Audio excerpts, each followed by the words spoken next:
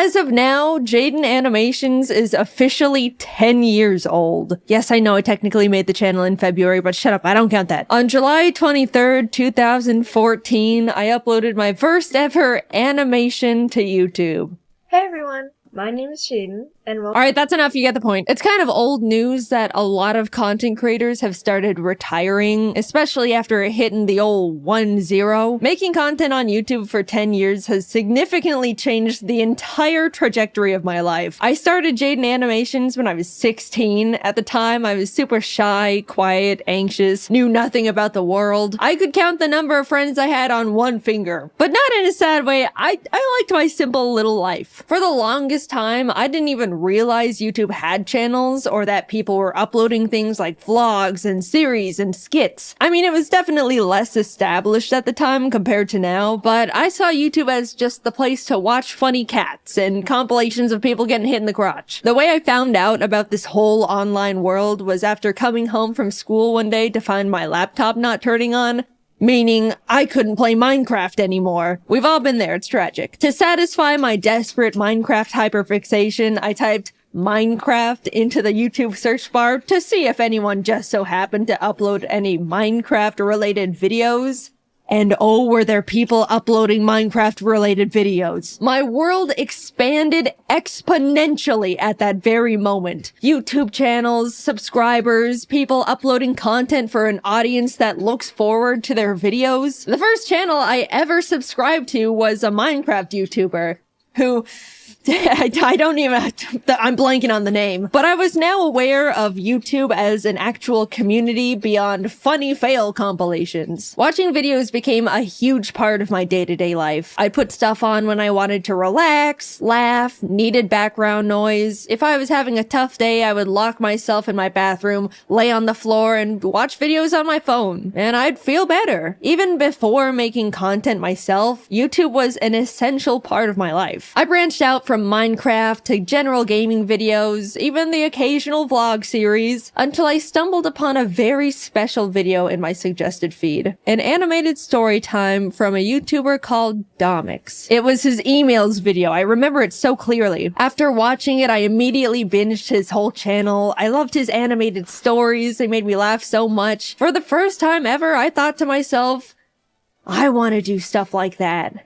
I want to animate. And around the same time, I was really into Aya's Cupquake's Minecraft Oasis series and had even sent in a few fan arts I drew for her. She posted a couple at the end of her videos, which genuinely made me so extremely happy. I was totally freaking out. Anyway, in one of the episodes, she mentioned that she wanted to find an animator to animate some of her funny Minecraft moments. And suddenly, I saw the stars align in front of me. I sent her a little message attached to another fan art, basically saying, "Hi Cupquake, I'd love to animate for you if you're interested." And she ended up reaching out and was like, "Hey, we love your style and would love to work with you. Do you have an animation portfolio we can look at?" To which I responded with, so I've never actually animated before. But I'm learning, and honestly, they shouldn't have hired me. I wouldn't have hired me. But somehow I had secured my first animation job. And for my favorite YouTuber, this was by far the biggest thing to ever happen to me at the time. I wanted to make the best animation they could ever ask for. Now, I just had to learn how to animate. No joke, I literally typed "how to animate" and Adobe Flash tutorial into the YouTube search bar. That's how I learned. No class or school or nothing. I vividly remember opening Adobe Flash for the first time and wishing I could just skip forward in time to when I already knew how to even use the program because I was so confused. Humble beginnings, what can I say? And honestly, that's all it takes. People ask me all the time how I learned to animate, how I do this and that, what program to use. But you already have the biggest source of free online information at your fingertips. Just type whatever you want to learn into the search bar and people will literally teach it to you, no strings attached. While working on the animation for Cupquake and her husband Red, I talked to them about how I also wanted to make YouTube videos, that I wanted to animate little stories but was too nervous. They were both really supportive and encouraging, saying they'll put a link to my channel in the description of the animation to help me and stuff. I'll be completely honest, if Cupquake and Red didn't hire me and offer to help give me that initial initial push to start a YouTube channel,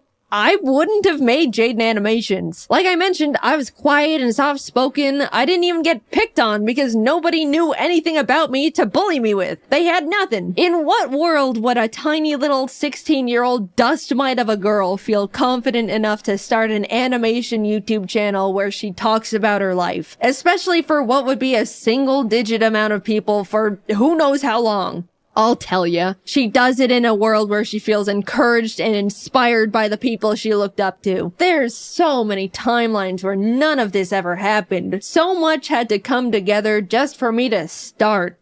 And against all odds, it did. I finished the animation, they posted it, and I spent pretty much the entire month reading every single comment. Everyone loved it. It was doing really well. I remember messaging Cupquake a giant soppy thank you paragraph when the video hit 1 million views. By the way, the entire animation was made on only 3 layers because any more would make my brain confused. I genuinely cannot believe they hired me. At the same time, I posted my very first video as Jaiden Animations, introducing myself and announcing that I'm gonna try out making animation videos. It's funny looking back at because if you don't know all the context, you'll watch my first video and be like, who is this dumbass talking to? She just started the channel. There's no audience yet. The shout out Cupquake gave me in the description gave me the boost I needed to shake the second thoughts. I gained 2,000 or 3,000 subscribers right out the gate, and ever since then, I wanted to keep making more content, and I was really excited about it. I made more animations for Cupquake for a couple of years alongside posting my own stupid little videos until eventually parting ways with them to focus entirely on Jaiden Animations. Working with them was amazing, and those animations did overwhelmingly well at the time. Like, I look back and am still shocked. I apparently peaked with that damn 2014 FNAF animation.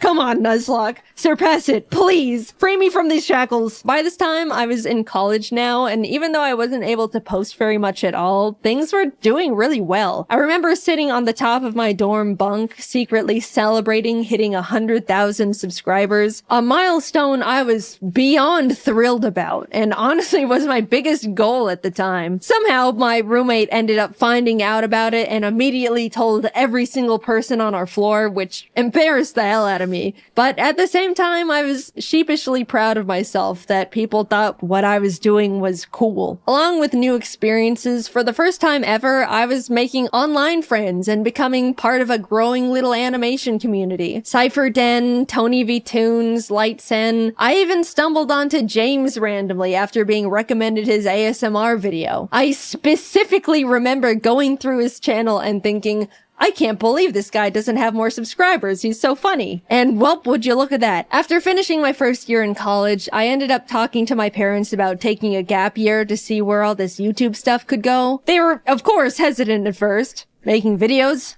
on YouTube for money?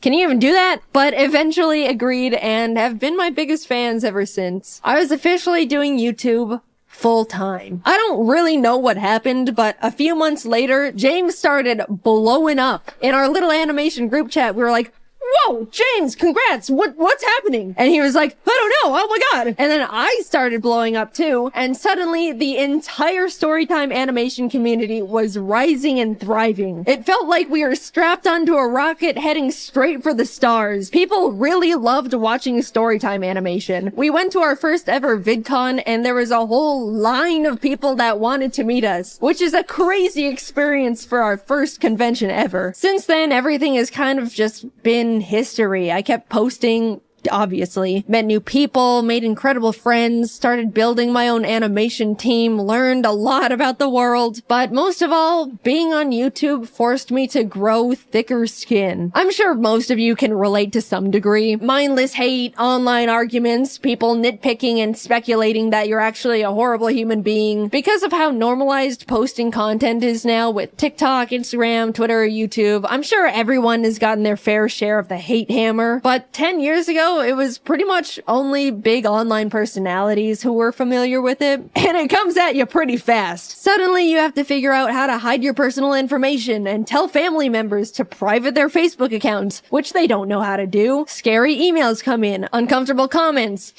lots of uncomfortable comments. I got doxxed one time because someone speculated I was a narcissistic liar because I claimed to be shy and introverted, but would get loud sometimes when reading scripts. Also, fun fact, I never planned on being public with my full name, but the reason it got leaked is because my old high school published an online article about my channel and dropped the full government without my permission.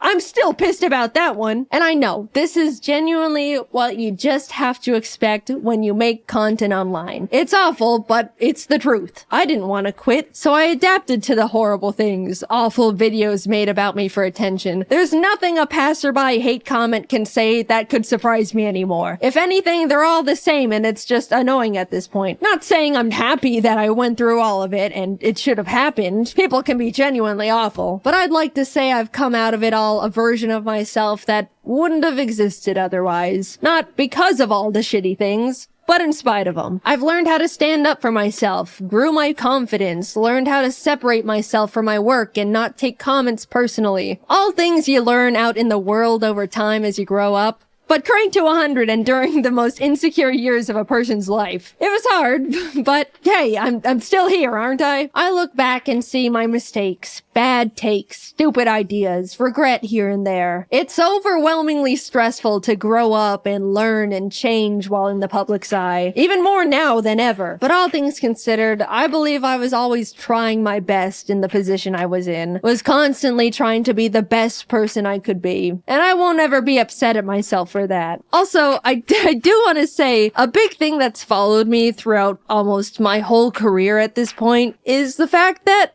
yeah, I've talked about mental health and things I've struggled with at the time, like anxiety, depression, rock bottom confidence, etc., etc. I've definitely spilled my guts out on the floor in front of the internet a couple times in my day, and there's no part of me that regrets it at all. A lot of people have told me that they felt more understood or learned things about themselves through those videos, but as a now adult that's had the time to grow and adapt and overcome these things, man, you guys kind of still think I'm a little bit pathetic. I see comments all the time when I'm in my friends' videos or being involved in a big event, and so many people go, wow, I can't believe how far Jaiden's come from being this puny little scared teenager. I'm so proud of Jaiden really stepping out of her comfort zone here. She is just so brave for showing her face after dealing with such low confidence. That one's always funny because it can definitely come off like I should still be self-conscious, which I'm not, by the way. I get what those comments are saying. I really do. But guys, not everything I do has to be brave. I'm just doing fun things with friends on camera. We don't need the 24/7 Jaiden cheer squad busting out the trophies and medallions every single time. And we also don't need the Jaiden defense squad scrapping with anyone that says anything non-positive about me. It's the internet. People have the right to not like me for whatever reason.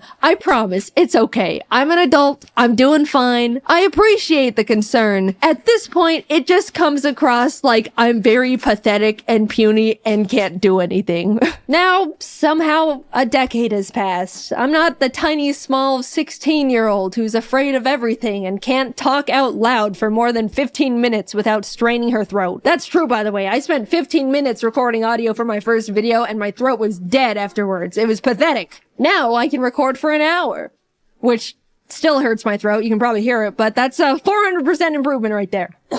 I'm 26, created hundreds of hours worth of content, have the most wonderful team in the world behind me, am surrounded by amazing friends, live with the most important person in my life, with the most important little creatures in my life. I've gotten to meet content creators I've looked up to, got to tour and travel the world with talented friends, talk on panels to hundreds of people who wanted to hear what I had to say, been able to tell the people that inspired me how big of a role they've played in my career, and even got to stand next to them as an equal.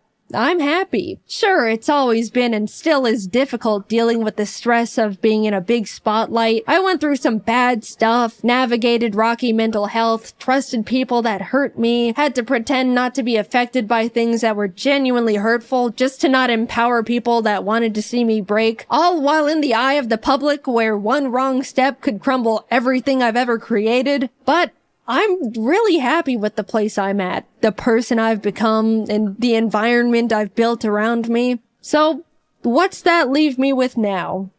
A full decade, man. Damn.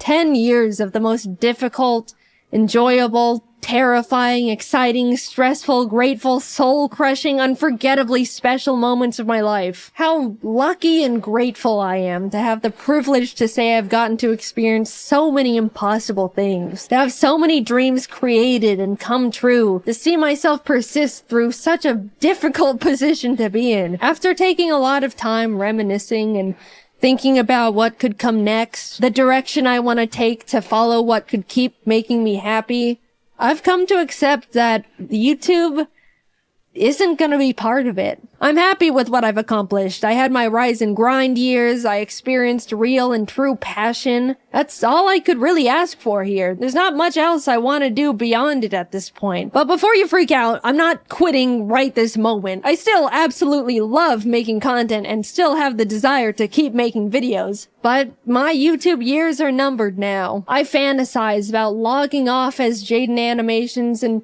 becoming a normal person again. I want to move to a random-ass town in a random-ass place, have a little house with my creatures, have a normal job with normal hours and normal problems, live a life where people don't know who I am before I introduce myself. Not saying I don't like being recognized. You can come up to me, I promise. I don't mind. But eventually I just want to feel like a person again. Normal is rapidly changing nowadays, but I don't want this chronically online lifestyle forever. How nice it would feel to one day not have to triple check every single thing I say in fear of people's pitchforks, or fear for my safety when people maliciously leak my private information, or even be constantly surrounded by strangers' opinions on me and every version of myself I've ever been, every moment of my life. I hold it all together pretty well, I'd say. I mean, it's my job to. And none of these negatives have and ever will outweigh the positive aspects of this incredible opportunity that you guys have allowed me to have. I don't want to come across like I'm complaining. I very much understand this is just unfortunately part of it all, and I'm very privileged and very grateful. But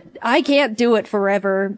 And I don't want to. I want to feel like I have the time and mental energy to pursue new hobbies, experiment with other things that can make me happy. Making content for YouTube never leaves my head. It's the case for every single content creator on the platform. There's no clocking out, there's no weekends, there's no breaks. You can't just leave an office and not think about it. You're constantly brainstorming ideas, managing everything, schedules, employees. Sure, you can work and live anywhere you want, go on vacation at any point, build your own schedule, but it's always there. Like a black hole in your mind. It's just so exhausting. I haven't felt like I can sit back and enjoy something in 10 years because I simply do not have the time if it isn't for a video. Yeah, that's just how self-employment works, but don't forget about all the other fun stuff I've already mentioned on top of it all. I don't know what I want to do career-wise after retiring from YouTube, but I romanticize the idea of just getting to rediscover myself. Maybe I want to learn how to make custom plushes and open my own little shop, take art commissions, be a teacher, maybe an art director. It's gotten to the point where I think about that little life every day, and I'm actively aiming and walking towards it with every decision I make. Oh, let me tell you, I genuinely cannot wait to live it one day.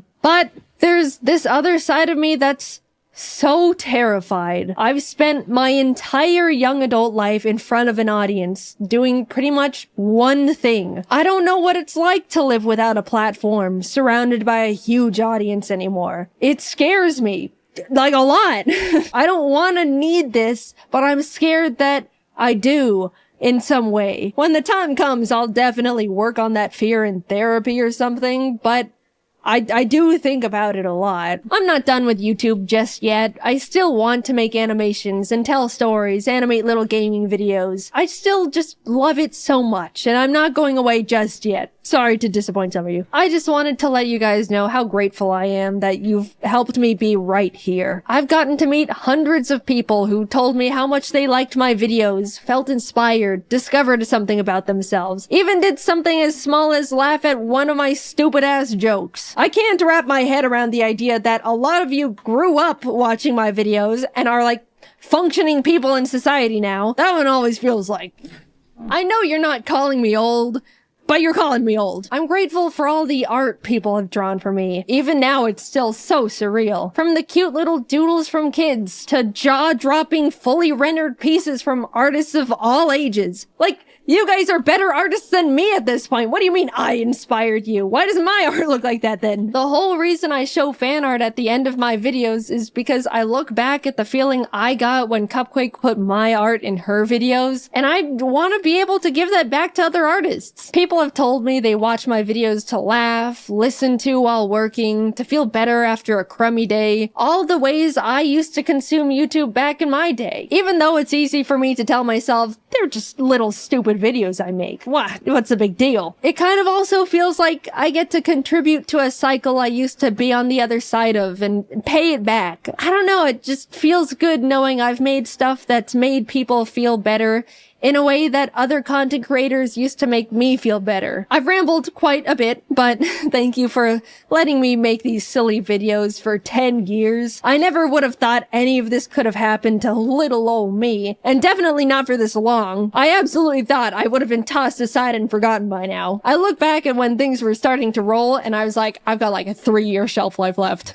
I'm forever grateful for you, my friends, my family, my team. I don't know what my life would have looked like if I didn't type Minecraft into the YouTube search bar when I was 14. Who knows how much more time we have with each other, but just know it has been and still is an honor to be here. And until then, I'll be doing my best to keep doing what I've been doing for 10 years and just make these silly little animations.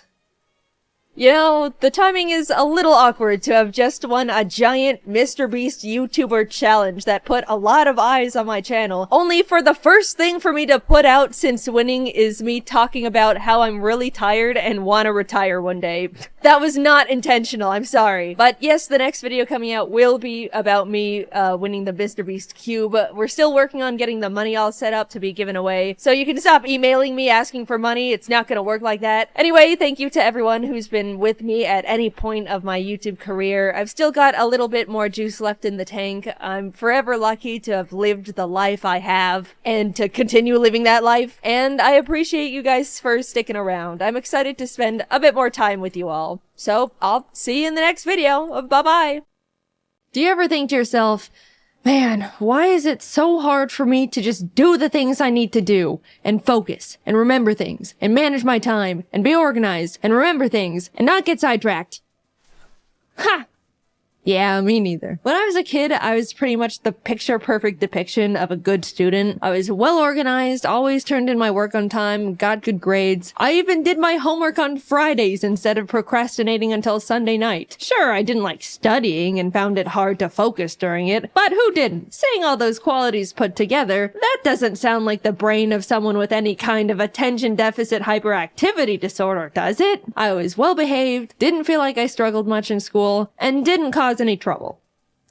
That is, up until I moved out of my parents' house for the first time to go to college. Gradually, I started slipping. I began skipping classes a bit when I just didn't feel like going, would wait until the last moment to start classwork, and lost a lot of motivation because I wasn't interested in any of my schoolwork. But overall, even though it was pretty out of character for me, I chalked it all up to the fact I was simply over going to school. At the same time, my YouTube was really kicking off, and all I wanted to do was that. Of course I wasn't gonna be as good of a student when the silly YouTube videos were doing numbers. I finished a single year of college and convinced my parents to let let me take a gap year to see where this YouTube thing can take me. Spoiler alert, the gap year turned into me never going back. I'm a college dropout. So great, I've eliminated the boring school part of my life that weighs me down. Now I can go back to being organized with my new exciting passion job, which entails being my own boss and having to manage and assign myself all of my own responsibilities 24/7.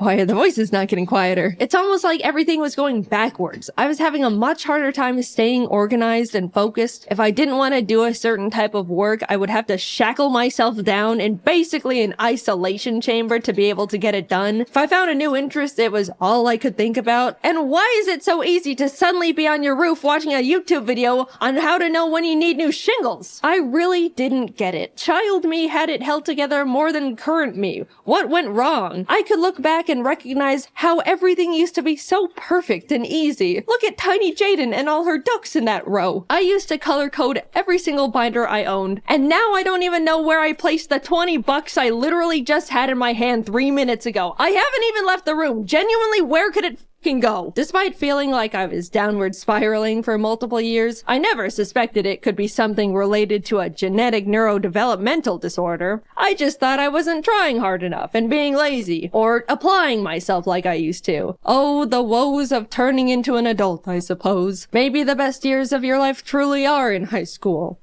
How upsetting. I didn't even enjoy those either. But then one day I got a text from my brother. I got diagnosed with ADHD.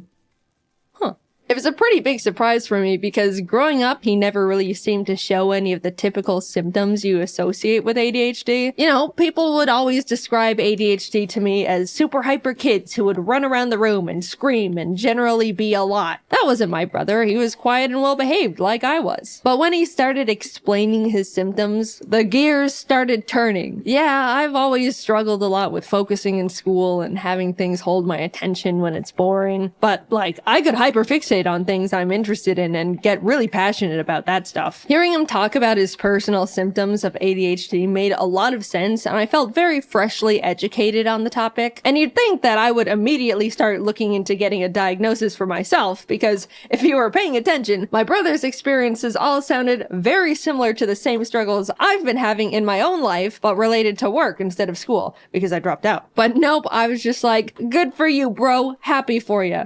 Or, I'm sorry, I don't know. Anyway, back to struggling to simply open up my drawing program as if 2 blocks of iron were welded to my wrists. Imbalance of brain chemicals? Nah, this just happens from time to time. It's normal. Just the laziness kicking in. I hate Mondays, am I right? Even though I didn't instantly think there was a possibility of me also having ADHD, the mental seed was planted. It's genetic, so I knew subconsciously it ran in the bloodline. It took a few years after my brother was diagnosed for me to really sit down with myself and consider that I, too, could have ADHD. Shocking revelation, I know. Foreshadowing, where did you come from? Things in the focus and productivity department were just getting worse and worse. I had the attention span of a cartoon dog, would completely forget things as soon as they entered my head, would hyperfixate on random stuff like an addict, and there was constant civil war happening inside my head to get one thing done, even though I knew it would only take like 15 minutes. You don't understand.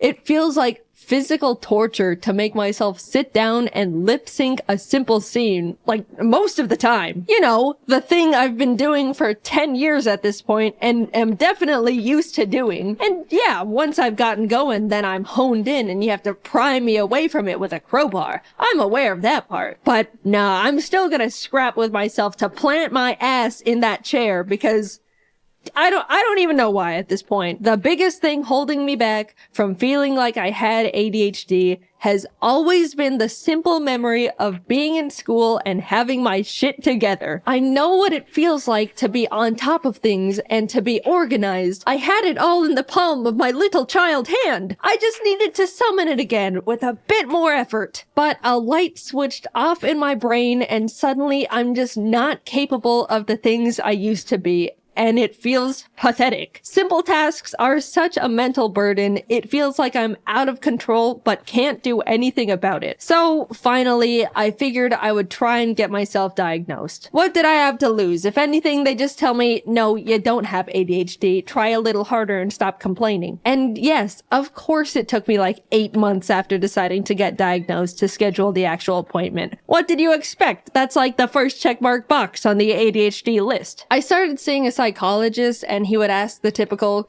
do you have a hard time focusing? And I'd go, yeah, like this one time yesterday, and then he writes something down as I continue rambling on this hyper-specific example way too long for a neurotypical person. I met with him for a few weeks and then it came down to diagnosis day. The nerves, man. I was so ready for him to say I'm a normal person who needs to suck it up. But instead, he was like, okay, so yeah, you definitely exhibit symptoms of someone with the inattentive type of ADHD.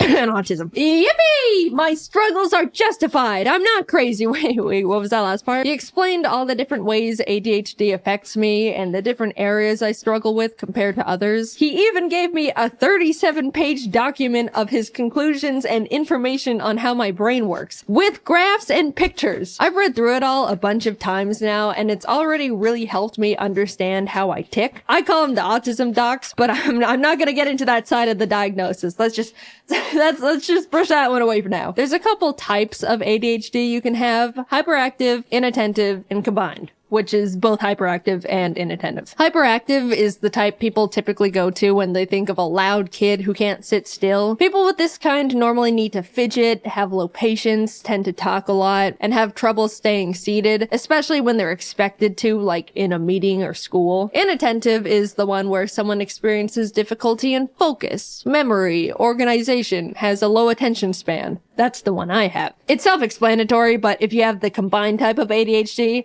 then you got it all. ADHD jackpot right there, my friend. I brought up during the appointments that I used to be such a good kid in school with seemingly zero ADHD symptoms, and how that part has always confused me. And he had a couple hypotheses about it. One, since my mom has always been a big source of my organizational influence, I was able to depend and lean on her for the majority of my school life for it. I felt like I was naturally capable of staying on top of things because she was right behind me the whole time, reminding me and guiding me through stuff. So when I moved out, everything started crumbling, which lines up pretty perfectly to when I did start struggling. Another explanation he gave was the fact that ADHD affects women differently than men, which is also less researched. Love to hear that one. Not only do women tend to be able to mask their symptoms better than guys, so it goes much more unnoticed, but they also experience ADHD differently. And research says there's a chance it can just start affecting women later in life. I'm no ADHD scientist though, that's just what I've been told by specialists. I don't know, I've just got the dang thing. Either way, those two explanations make a lot of sense to me and have since put my weird ADHD imposter syndrome to rest. I didn't really think that getting a diagnosis would change much about how I go about my life, but since getting my ADHD certificate and lollipop, it's completely revolutionized how I think and go about getting things done. It's still hard to get my ass into gear when I need to do one normal thing that's not difficult, but I'm much less hard on myself and will strike almost like these kinds of mental deals to loophole myself into getting things done. Like, for example, if I really don't want to edit a video, I'll say to myself, okay, I know it's gonna be super hard for me to immediately start that task, so I'll get myself into the mindset of getting things done by doing a simple other task I don't find difficult, like cleaning my room. That way, I'll feel productive and can transition that into tackling the original task much easier. It doesn't always work, but it's the mindset change and overall understanding that sometimes I'm gonna have to go about things in different ways that's helped me a lot. Also, after being diagnosed with ADHD, I didn't have much desire to get medicated. I figured just knowing I have it would be enough to get things into gear, and I didn't really need medication that badly. But the content creator in me also thought, well, if I'm gonna write a script about having ADHD, it would be nice to be able to talk about what it's like to be medicated, even just for a day. So I got prescribed good old classic instant release Adderall. Instant release means I don't have to take it every day. I can just take it when I need to get stuff done. It affects me immediately and then wears off after a few hours. There's also extended release, which is the kind you take every day and gives you a constant steady stream of medication. It wasn't until I had the Adderall in my hands when I realized the idea of taking it for the first time made me nervous. Like, what is this thing gonna do to me? I have so many friends with ADHD, honestly a higher ratio than friends without it. That's how it goes in content creation. All these MFs have it. They were all telling me that it's awesome, how you'll take it and immediately feel like a god, and you can do anything and it's incredible. And yeah, that sounds great, but also like, what the hell? What do you mean I take this little pill and suddenly all of my problems seemingly disappear and I gain superpowers? That's scary. That sounds like the thing every adult in a 20-mile radius warned us about when we were kids. Am I gonna feel like a completely different person? I don't know if I'm ready to experience immortality. I put off taking Adderall for so long because I was irrationally scared of the tiny blue pill, but coincidentally, I really needed to get a script done. If I take too long to write a video script, then the team runs out of work to do, and then I have a bunch of people sitting around and waiting for me to give them more work so they can pay their bills and survive and stuff. But for the freaking life of me, I just could not get myself to sit down and write that script. My body and soul found it mentally easier to backflip off a bridge than write words on the computer. After literally 2 months of my brain going, ooh, you better write that script. I won't let you enjoy a single moment of your life if you aren't writing that script. I don't wanna. Get up, go to the bridge. After that constant loop, I finally swallowed my fears and took my first Adderall. I had talked to James a lot about what Adderall is like since he's been on it for a few years now. And after I took one, I was messaging him like, I did it. I ate an Adderall. How long does it normally take to start? How do I know? What do I do? And he was helping me a lot and giving me tips. Then, like 20 minutes later, I felt it. All the non-stop thoughts going on in my brain went silent. I could think clearly and in like a line. My mind wasn't racing a mile a minute. I was able to sit behind my laptop and write. It was incredible. I was messaging all my friends about it the entire time. I can write my script and not get distracted. I don't have to take a mental break every 10 minutes. I can remember things. Kelsey sent me a message and I thought, I'll check that in a bit. And I remembered to check it in a bit. And respond! When I opened a new tab to look something up, I didn't go down a random unrelated rabbit hole. I picked up my phone to check something and didn't impulsively scroll Twitter for an hour. I can write words so easily. How am I doing this? What do you mean I can feel like this whenever I want if I just eat the tiny blue pill? I refuse to believe regular people can function like this on a day-to-day basis. No way. It wouldn't be fair. You guys don't have loud, non-stop voices in your heads preventing you from doing normal things? Come on, just admit it. You can't pick something up and immediately keep remembering what you were supposed to be doing with it. You always forget and feel crazy. Come on.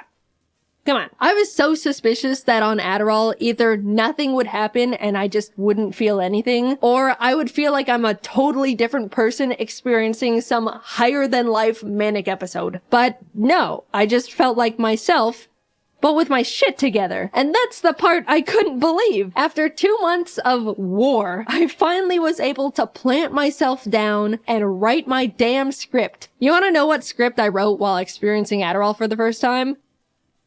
This one. I was struggling to write a script about ADHD, and the thing that finally pulled it out of me was Adderall. Come on, you gotta admit that's funny. Yeah, it was great. I didn't think my head was loud before, or I was that impulsive, or had that hard of a time focusing. But now that I've been able to peacefully sit in one spot for hours and not need to take a break, or check social media, or get distracted by some stupid tangent I don't actually care about, yeah, this changes things. I still can't believe what I was able to accomplish. Writing a script in 3 hours. Compared to my typical 12 hours. AKA one mediocre thing with no struggle at all. And you want to know what I did right after I wrote this script?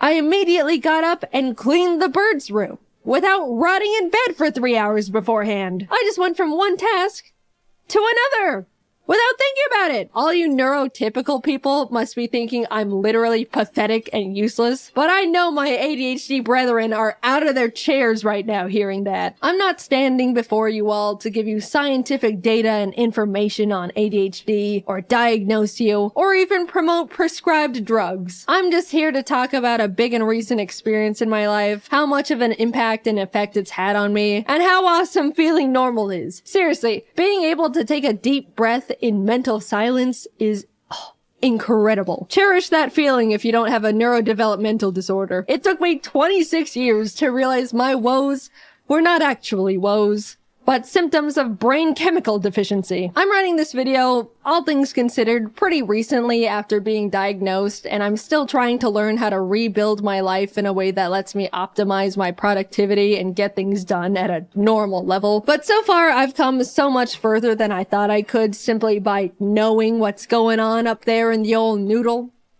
And Adderall. If you're on the fence about being diagnosed with something, I get it. It's scary. It's scary to think you might have it, and it's also scary to think you might not have it. It's an odd place to be. But for me, having a concrete answer from a professional is what got me to finally stop feeling stuck in place and actually start moving forward again. It's been great. I'm excited to keep learning more things about how my mind works and find new ways to improve my day-to-day life. Cheers to getting normal shit done. In case you missed it, I have new merch! For a limited time, you can get yourself a new and improved Ari plush and a completely new soft Ari jacket. I love both of these products, and up until June 23rd, they could be all yours! If you miss it, you'll never know how fluffy and pillowy the jacket is. Oh, it's like a cloud. Or how cuddly and friend-shaped the plush is. Plus, it's a great way to support both me and the team while we continue to make animations for you. Check them out at jaidenanimations.com. Thanks for watching the video, and good luck simply existing to all my ADHD brethren out there. I'm right there with you. I believe one day you'll respond to that message in your inbox. Hang in there. One time I was at an arcade and saw someone with an Ari bag, so I went up to them and said, "Hey, I really like your bag." She turned around, looked straight at me, and said, "Thanks, it's from Jaiden Animations." Oh, cool.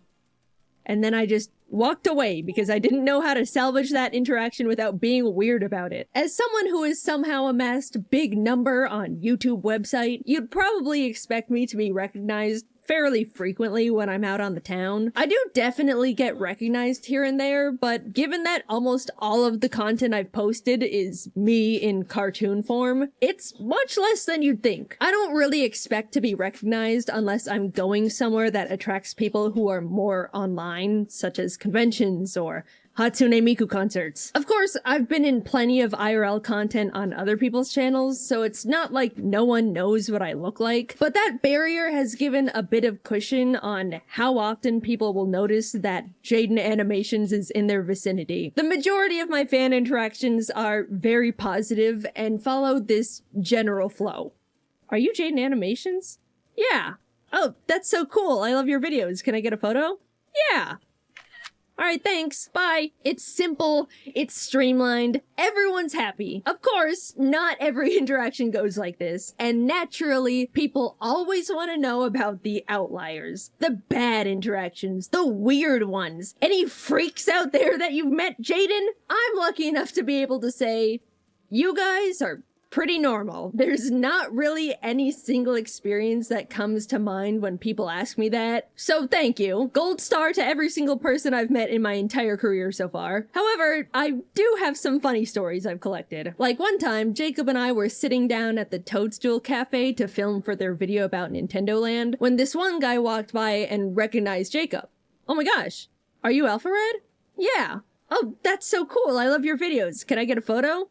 "Yeah." You know, everything's going as per the script. At this point, I piped up and asked, "Would you like me to take the photo for you?" And as I said that, Jacob and I both saw that the guy suddenly recognized my voice, and therefore me. Now knowing there were two YouTubers at that table, he started to ask if I was Jaiden, but mid-sentence realized that if he was incorrect, it would look a little tiny bit racist. You know, you can't always just assume the Asian girl with alpha rad is Jaiden, even though 90% of the time you'd be correct. So he ended up pivoting halfway through to cover for the mistake, which ended up like this. Would you like me to take the photo for you? Oh, correct me if I'm wrong, but who are you? Of course, we knew what he meant. I say I'm Jaiden, everything is fine, we all take a photo together. But being able to see the line his brain took in real time was so funny. It's one of my and Jacob's favorite stories because he meant it so well. Like, I completely understand what happened. But also asking, sorry, but who are you? To someone offering to take a photo is just... I would love to meet that guy again and just tell him how much we loved that interaction. Dude, if you're out there, I hope your Toadstool Cafe food was good. Because ours wasn't. There actually have been times, though, where people have thought they've run into me and were just wrong. I've seen tweets tagging me like, OMG, just met Jaiden Animations! As I'm currently sitting at home looking at a photo of some poor random Asian girl. When we were all on tour for Scribble Showdown a while back in Chicago, James and Emily went to go look at the bean, and James ended up getting recognized. While he was talking to the group of people, one of them saw Emily and went, "Oh my gosh, it's Jaiden!" James immediately starts laughing his ass off trying to correct them, but somehow wasn't clear enough because when they were all taking a photo, they were like, "Jaiden, get in front!" Another time, when Jacob and Joe posted a video of themselves playing Mario Wonder in a GameStop, at the very end, Joe turned the camera around to the girl filming and said, "Are you Jaiden Animations?" The bit being it was our friend Sarah Moon, who is not me, but has been called Jaiden by confused viewers in the past for really no reason. But still, hundreds of people in the comment section of the video still thought she was me anyway because Asian girl. Then, to poke fun at that situation, a while later they asked me to record them playing Mario Kart in a round 1, and in it said, "Huge shout out to Sarah Moon for recording this video," as the camera panned to me. And you'd think people would catch on to the joke, but so many more people were like, "Okay, I thought that was Jaiden in the other video, but was afraid of being racist," not realizing they're still not getting it. Sarah and I genuinely look nothing alike, but just pointing at one of us and going, "Jaiden," will convince hordes of people in comment sections without fail. It's like casting an inescapable Jaiden spell. On the opposite side of the coin, I was in San Diego for TwitchCon last year, perusing the San Diego Zoo with some friends. And honestly, to hype it up a bit, the San Diego Zoo is awesome. I legit went there 3 times during the 3-day event, which, to the math nerds out there, means I went to the zoo more times than the actual convention. Anyway, someone ended up coming up to me with an "excuse me" that I registered as I was being recognized. So I turned around, expecting the typical fan interaction. "Sorry to interrupt, but are you Amaru?" I was stun-locked. It threw off my whole script and I accidentally blurted out, "Oh, no, I'm not. I'm sorry, I'm just Asian." And the guy didn't really have anything to say about that. He just went, "Oh, okay, thanks." You know, it was a nice little dose of humble for me, though. I got a kick out of Emily and Sarah being called Jaiden, and now I've been struck by the Amaru hammer. Look, I'll be the one to say it, though. None of us look like each other. We're just Asian women on the internet, and not even the same kind. So yeah, if you ever think you see your favorite Asian creator in the wild, make sure you double check. Sometimes I can tell people are secretly Googling me before asking for a photo just to be sure. And you know, if that's what it takes, that's what it takes. I didn't mean to go off on this whole tangent about people accidentally being racist. I'm sorry, there were just a lot of instances of it. We can get back on track now. The very first time I was recognized, not in like a convention setting, was in a random Target. I was walking down an aisle chatting with my friend Kelsey when someone passed by, backtracked, and came up asking, "Are you Jaiden?" Now, this was back in 2017 when I had significantly less content showing my face, so I was completely shocked.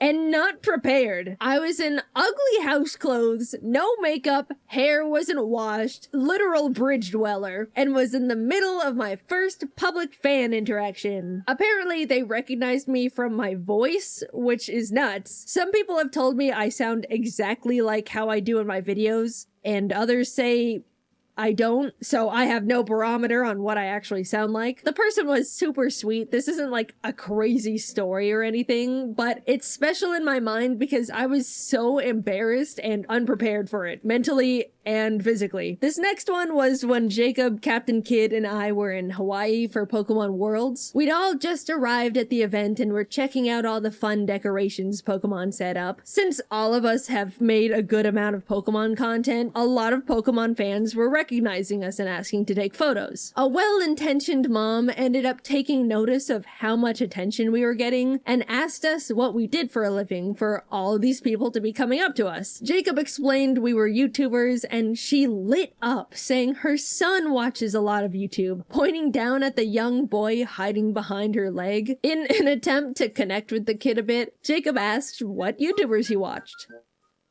I like Mr. Beast. Seeing a way to make the kid excited, Jacob pointed at me and said, "No way! Did you know she was in a Mr. Beast video recently and won?" Instantly, the kid jumped up. "You know Mr. Beast?" "Well, like, kinda. I've talked to him before, but..." "Will you tell him to give me $1 million?" First of all, hilarious situation to suddenly be thrust into. Second of all, now that the kid was suddenly not hiding behind his mom's leg anymore, we could see he had a giant gold chain around his neck, sporting a framed PSA graded base set first edition Charizard. Little dude, do you know how much cash you've got around your neck right now? The card was graded like 9.5 as well. I have no idea where he got it from. Like, you always see those "can you give me $1 bajillion" comments on Mr. Beast stuff, but it was surreal to witness it in real life. Like, it's real. Gold chain Charizard Mr. Beast kid has been cemented in my memories, and he didn't even know who we were. Also, for the record, after I won the Mr. Beast cube, my emails were an absolute wreck of random people begging me for money. "Can you give me money? May please get some money? Hi, JD." Not my name. "Just 10K, thank you." Heart. Someone straight up sent me a PayPal invoice for $10,000 with no message attached. Just an outstretched, grubby little hand in my inbox. Guys, I didn't win any money from that thing. You can stop emailing me. We gave it all away to various artists all over the globe to support them through their art school, which was an incredible opportunity, and I was very happy to support artists, and I wish them all the best of luck with their degrees. But stop emailing me for money!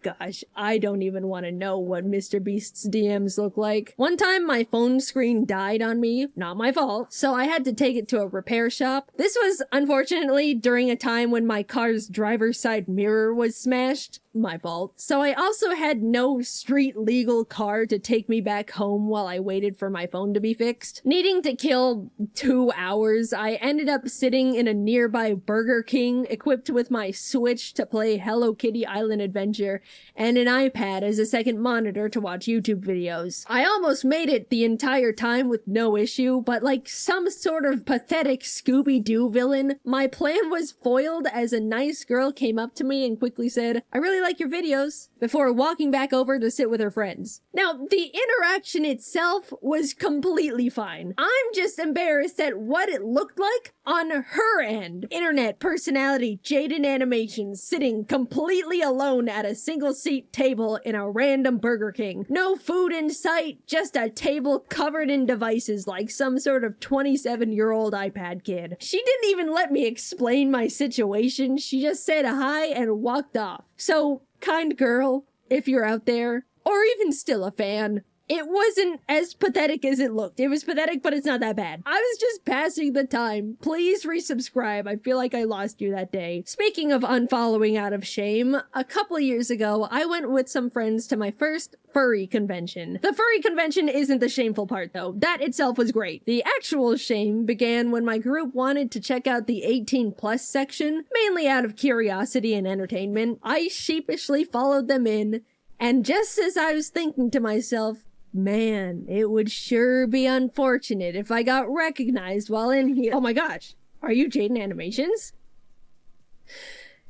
Yeah. So admittedly, there's a single photo out there of me, a fan, and a very colorful background. Quickly moving on from that one. This story is by far the most I've ever been recognized out in public in my entire life. There's probably a teeny little slight possibility I curated it myself by accident, but it was when I went to a Hatsune Miku concert in California. The community somehow has caught on that I like her, and said community was all right there in one spot. Before the concert, I was getting recognized like every few minutes, which is very not normal for me, but, you know, completely fine. I don't mind at all. Eventually, everyone was led into the venue. I was meeting a few more people inside. Then the lights went down and we all got to enjoy the concert as per usual. However, when the show was over and the lights turned back on, everyone rotated 180 degrees to head to the exit, which meant people could see my face again. We would make it a few steps forward, get stopped, then 3 more people would come up, and I'd suddenly be against the wall. All while my poor friends just had to watch it all happen and wait for me. For the first time ever, I needed to figure out a way to get out of there, or else I would have been taking photos with the entire concert audience as my friends withered on the floor. Sarah put her big hoodie on me, another friend gave me their sunglasses, and suddenly, I vanished. No more Jaiden Animations. Poof. She was gone. The Clark Kent strategy actually works. Sarah and I quickly headed to the exit, squishing past unsuspecting Miku fans, and it wasn't until we made it all the way to the parking lot where we turned around and realized we were alone. I was successfully smuggled out, but the downside was the disguise was so overly effective even our friends didn't know who I was anymore. At least now I know if I'm ever in a sticky situation, a simple hoodie and glasses is really all it takes. I will no longer be making fun of Superman's public disguise. Dude knew what he was talking about. Despite all of these stories, if you ever see me in public, please don't be afraid to come up and say hi. I'm more than happy to meet you or take a photo. Again, basically every person I've met who watches my videos was absolutely wonderful, these stories included, and I promise I won't make a video about you if you accidentally say something a little awkward. Unless it was really funny and the world needs to know. Also, I can tell when you recognize me, I've essentially got a spidey sense for it by now, and it's more uncomfortable for both of us if you just stare at me for 30 minutes and then leave. Please, just say hi or something. It's okay. I'm lucky to have such a normal and kind group of people watching my content, and I do really enjoy getting to meet you guys. I guess if you were to take anything from this video, make sure you know it's actually me. This is not me. This is not me. This is not me.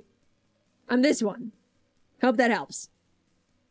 Man, it has been quite some time since I've done a good old classic story time. What is this, 2016? The fact that I really only have lighthearted funny stories to share and not really any bad or scary ones with meeting people who watch the videos is a huge testament on how kind and respectful you all are, and I really appreciate it. Like, half of these stories are about how I was the one fumbling it, you know? I always look forward to meeting more of you guys in the future. Thanks for watching, and I'll see you later. Okay, before I even say anything, let's lay out some ground rules. This is probably gonna be the most open I'll ever get about my personal life. I know I've shared tidbits of myself and life through little stories, but when it comes to personal stuff, I'm very private.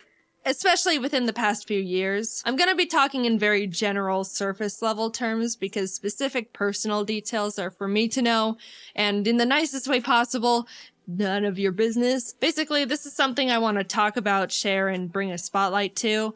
But at the same time, you get the Cliff Notes version. So no trying to assume or guess anything beyond what I'm sharing within this video. At the end of the day, we're all just strangers refusing to listen to the stranger danger rule. Alright, formalities aside, let's get into it. I've come to realize that I'm aro-ace, which stands for aromantic asexual. And I know what you're thinking.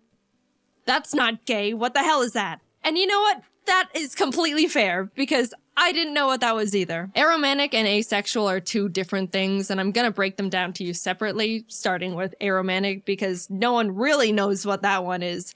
And also, it's my personal favorite. Someone who's aromantic is defined as a person who feels very little to no romantic attraction to anyone at all. So like, they might not develop crushes on people or feel the need to be in a romantic relationship with anyone. Very general terms, but hopefully you kind of get the gist. If not, here's a little story example from me. Growing up, I never developed crushes on anyone. I remember when I was in 5th grade, kids were talking about their crushes left and right, and it was starting to feel like something I had to experience too, just because I thought that's just what happens. Don't make fun of 9-year-old me, I was a sheep. Anyway, I decided I needed to have a crush because that's just what happens to people. And I very robotically chose this random kid in the class who we can call Pikachu. That's not his name. He didn't mean anything to me and I didn't do anything about this crush. Like, I didn't tell anyone or anything. It was just a headcanon thing for me to feel up to speed and like I was hitting my normal human emotions quota. But it's funny because on Valentine's Day, you know how in elementary school everyone would bring cheesy Walmart Valentine's cards for everyone in the class, and then you'd have a box full of candy and hollow emotions from everyone.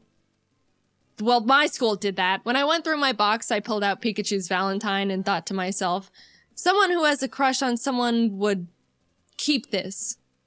I think. So I put Pikachu's copy-paste Batman Valentine in my drawer and promptly forgot about it because it meant nothing to me, but hey, that's just what I thought I was supposed to do. Man, I'm so good at this. Then like a year or so later when my mom was going through my room, she pulled out the card and was like, why do you have this? And I was like, honestly, I have no idea. Years passed, I entered junior high and thought to myself, all right, this is the time where people start developing crushes and then do something about it. Like get into relationships or something. So I was like preparing to be interested in people. On the first day of school, I scoped out the room to see if there was anyone that I thought looked like someone I could develop a crush on. And this was when classes started being divided up into periods, so there were like 6 batches of people I sifted through. But no one caught my eye, and I thought, man, unlucky. Went through the whole school year, next year rolled around, classes changed, I did the same potentials crush scoping again, and the same thing happened. I wasn't drawn to anyone at all. Man. Unlucky again. Every year I thought something would change, especially going into high school when people started actually hitting puberty and were getting conventionally attractive. But my entire school life, grades kindergarten to senior year, which I'm pretty sure is like 13 years, I wasn't interested in a single person throughout any of it. And what's funny was I was thinking, man, what's the deal? Why is no one attractive? And I went to a big high school. There were like 3,500 students there. Surely I am not the outlier in this formula. Why are none of you attractive? By the time I was going to college, I really felt like I had to find someone. It felt like I was falling behind the curve, or if I was gonna find someone, it was gonna have to happen now. I made a lot of new friends, and that's when I thought I developed my first genuine crush. Long story short, in hindsight, no, it wasn't a crush and I was just wrong. I just met someone who I thought was cool and funny and had a really strong desire to be close to them. But looking back, knowing what I do now, it wasn't in a romantic way. I realized I can get very excited and tunnel vision on people I think are really cool or interesting and kind of obsess over getting to know them or just want to spend a lot of time with them. But whenever I got into those tunnel vision moments, if I sat down and asked myself if I actually wanted to be in a relationship with them and hold hands or cuddle or kiss, the answer was not really, but if they wanted to, I could go along with it. Which I do not think is right. In my very old flirting video, which I refuse to rewatch, I think at one point in it I said something along the lines of, if you're interested in someone but they just want to be friends, I don't understand why some people can't deal with that. And that was primarily because I didn't realize there was an emotional difference between a crush or falling in love and just being really good friends with someone. So, oops, sorry for the bad take, I think. I really just thought having a crush on someone was wanting to be their #1 best friend.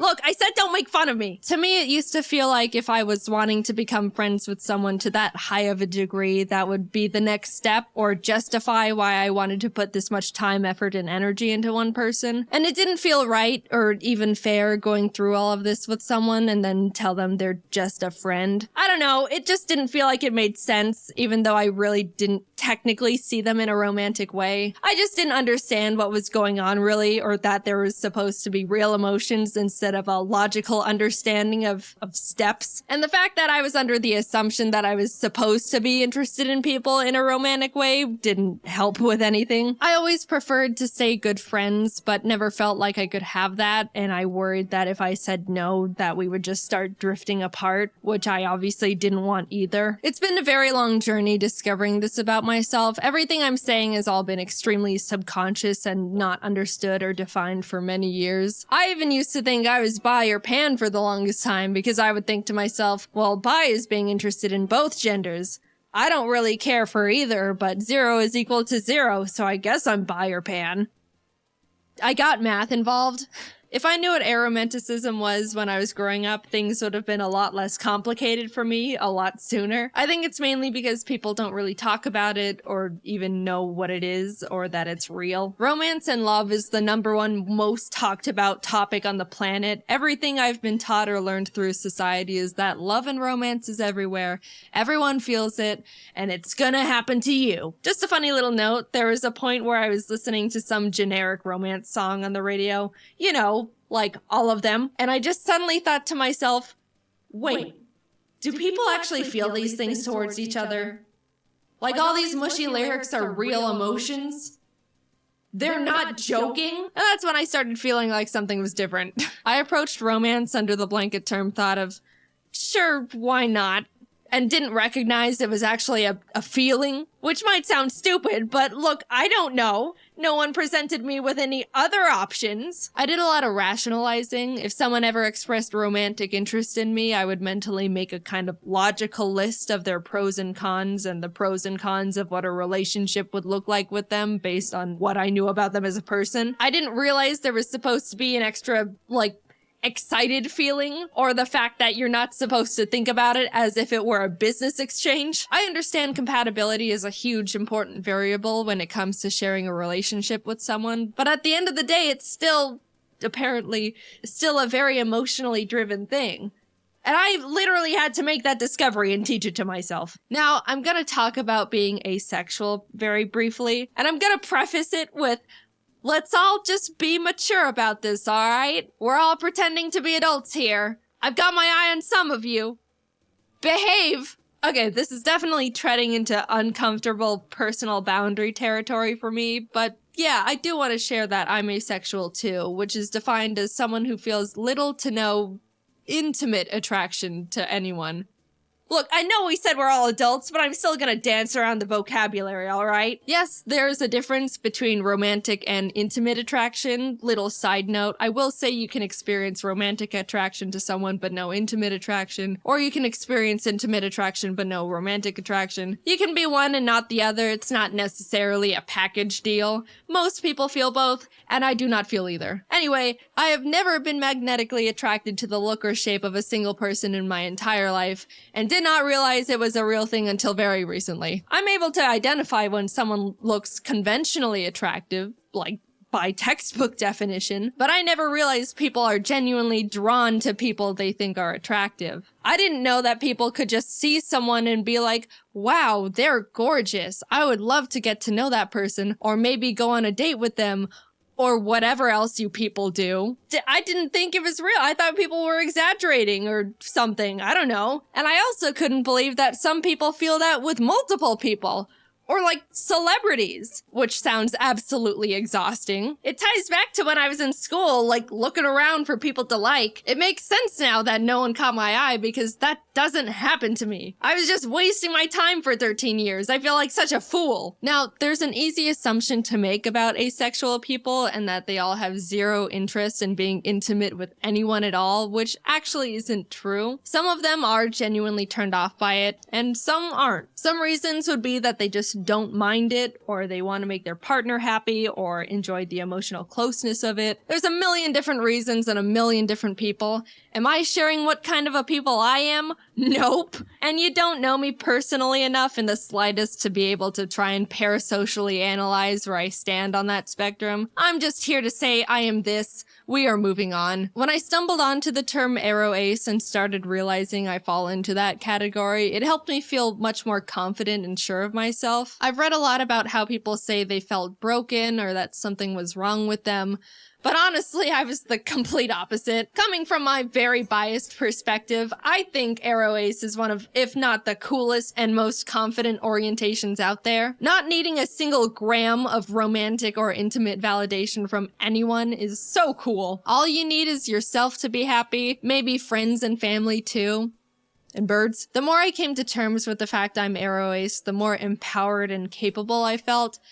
But at the same time, I was also starting to feel more alone and isolated. As cool and amazing and unique and awesome as I think it is, it can be really hard for other people to relate to or even understand. Everyone else and their orientations are able to bond and relate to the love and romance aspects, and we're over here like, we don't do that. I don't even know if I'm explaining it very well. It kind of does go against everything everyone's ever been taught about anything. Romance is taught to be a basic assumed emotion, which I do think is a bit misleading. A common argument used against the aro ace orientation is that romance and intimacy is what makes someone human. But I mean, I don't know, lots of birds mate for life, which is a better ratio than people, and all animals get frisky. You know, that's just how they became not extinct. It's not an exclusive to humans thing. If I were to guess, I would assume the thing that makes someone human is basic empathy. Like, I'm not an emotionalist monster. I can still love people. I love my family and my pets,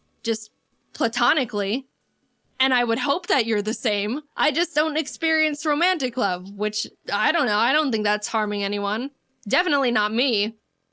I'm having the time of my life. I don't think you need to be in a relationship to be happy. And if you don't want to be just on your own, I think there's many types of people in relationships that push the boundaries of what a conventional relationship looks like. Telling someone that they need to be in a romantic relationship to be happy and fulfilled is weird. And then when that person says they're not happy, they're told relationships take a lot of work and that's just how it goes. And that's also weird. I don't know. I also think it's weird that once someone reaches a certain age, people inherently start thinking it's sad they're not in a romantic relationship or assume they're lonely and sad. No one thinks a child is sad and lonely just because they're not in a long-term relationship. I don't know. I don't get it. And I also think I'm rambling. At the end of the day, it's all very complicated to talk about these things, especially because I don't know the feelings I'm supposed to be feeling, let alone talk about. I just know for me, the terms aromantic and asexual are able to articulate things I was subconsciously feeling and thinking before I even realized I was feeling and thinking them. I don't plan on talking about this very much, if at all, ever again. I just want to play my silly little video games, maybe tell a story here or there. But I wanted to bring the orientations to the surface and try to get more representation out there because I thought if I could help more people become more aware of this, then that would be awesome. I was confused as hell for a while and could have used something like this. It's a real thing. You don't have to feel any sort of romance or whatever to be considered a real person. Personally, I think it's really cool and badass. And don't be afraid to look more into aromanticism or asexualism if any of what I said in this video resonated with you to any degree. Like I said, this is all very surface level stuff. They're both much larger spectrums than you'd think, and maybe you fall under some umbrella category with them. I don't know. Or not. Either way, this has all been my personal experience with this stuff. Is there more for me to figure out within it? Yeah, I'm pretty sure there is. It can get pretty complicated and confusing. Haha, awesome. Will I be sharing any of that with you? Nope, no way. This is all you get. Hope you can understand even just a little of what I talked about. And if not, that's totally fine. I just hope you can be nice. Thanks for listening. I never really intended on making this video because I haven't really felt a strong urge to, I don't like using this phrase for myself, but come out. But I did end up wanting to make the video to make people more aware of this stuff because I think it's important and someone has to. There's not really that many people doing it right now.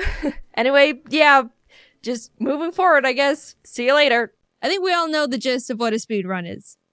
Play game fast. But there's so much more that goes into it than what's on the surface. People spend hundreds of hours practicing games, finding optimal routes, discovering the most precise glitches that can save from minutes to just a few frames, which if you don't know is basically risking your entire run just for a few milliseconds of time save. I've come to love speedruns, watching them at least. Something about them is really cool to me, and I think the community is really cool. It's all cool. I've been lurking and watching various speedrunners for a decent amount of time, and I decided that I wanted to do a speedrun. Now, I don't really have the time to set aside hundreds of hours to hone my skill on whatever game I want, so I decided I had to do a blind speedrun where I just play it for the first time and try my best. I spent a few days racking my brain on what game I'd like to run. I like Pokemon. Maybe I could run a Pokemon game, but that's a lot of researching and memorizing and luck. I could try a Mario game. It's a popular category, but I don't know if it's for me. Then it hit me. The perfect game. Of course. Why hadn't I thought of it sooner? I ran to speedrun.com to check if anyone has run it yet. No one. None. I'm gonna be the first person in the world to speedrun Cooking Mama 2 Dinner with Friends. That I know of. Why did I choose Cooking Mama? Because, dude, Cooking Mama is awesome. If you haven't played, it's a DS game where you follow steps to make food and impress Mama. The better you do, the better score you get. Plus, I'm at an advantage when it comes to preparing food. I've seen Food Wars. I know all the techniques and secrets. If you're under 18, don't look it up. Why did I choose the second game and not the original? That's the one I bought. Duh. I used to play Cooking Mama all the time as a kid with my friend Kate. I always thought Mama's English was really funny. Great! You gave it your best effort. I still love it. We even had this system where if we kept failing at a recipe, we'd have to change chairs because that one had bad luck. Obviously. I don't have that luxury this time because I have to stay by the computer, so I'll have to come up with a better strategy. Also, extra movements lose time. I need to be efficient here. Anyway, I wanted to have some sort of challenge, so I decided to add some rules to my run. 1, I have to fully complete the main game mode Cook with Mama. 2, I have to receive a gold medal on every single recipe. That means I can't make a mistake. Ever. Can't burn a single onion, can't accidentally pour the rice into the sink, can't smack my hand while pounding mochi. If I do, the whole recipe needs to be redone.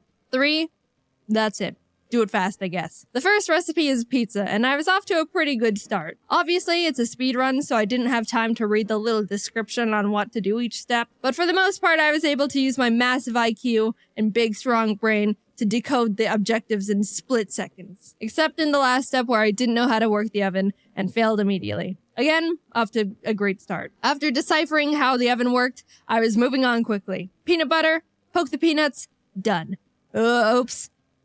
Recover, adapt, overcome. Done. Sea bream carpaccio. Exfoliate the fish, chopping, restart. Choose smaller knife, easy peasy. Corn soup. Ew. Bald the corn, boil, strain. Oh, come on! Not all the corn came out. Alright, admittedly, I was making a lot of mistakes at the beginning. I was nervous because it was my first speed run, and I didn't know what I had to do most of the time, and was generally panicking. But then I remembered that no Cooking Mama 2 speedruns exist yet, so that means I'm on world record pace, and that made me feel better. One mechanic I had to learn the hard way was, when it comes to the oven, choose the low heat. The first attempt, I decided to go with the medium heat to go a little bit faster. And look at this! Oh no! What was that? That was a speedrun in itself. Burn the apple pie as quick as possible. You know how there's separate categories in speedruns? Mario Odyssey has the one where you take Mario's shirt off as fast as possible called nipple percent. I want one for Cooking Mama 2 called burnt apple pie percent, where you just burn the apple pie as quickly as possible. Anyway, I redid the pie and was moving on.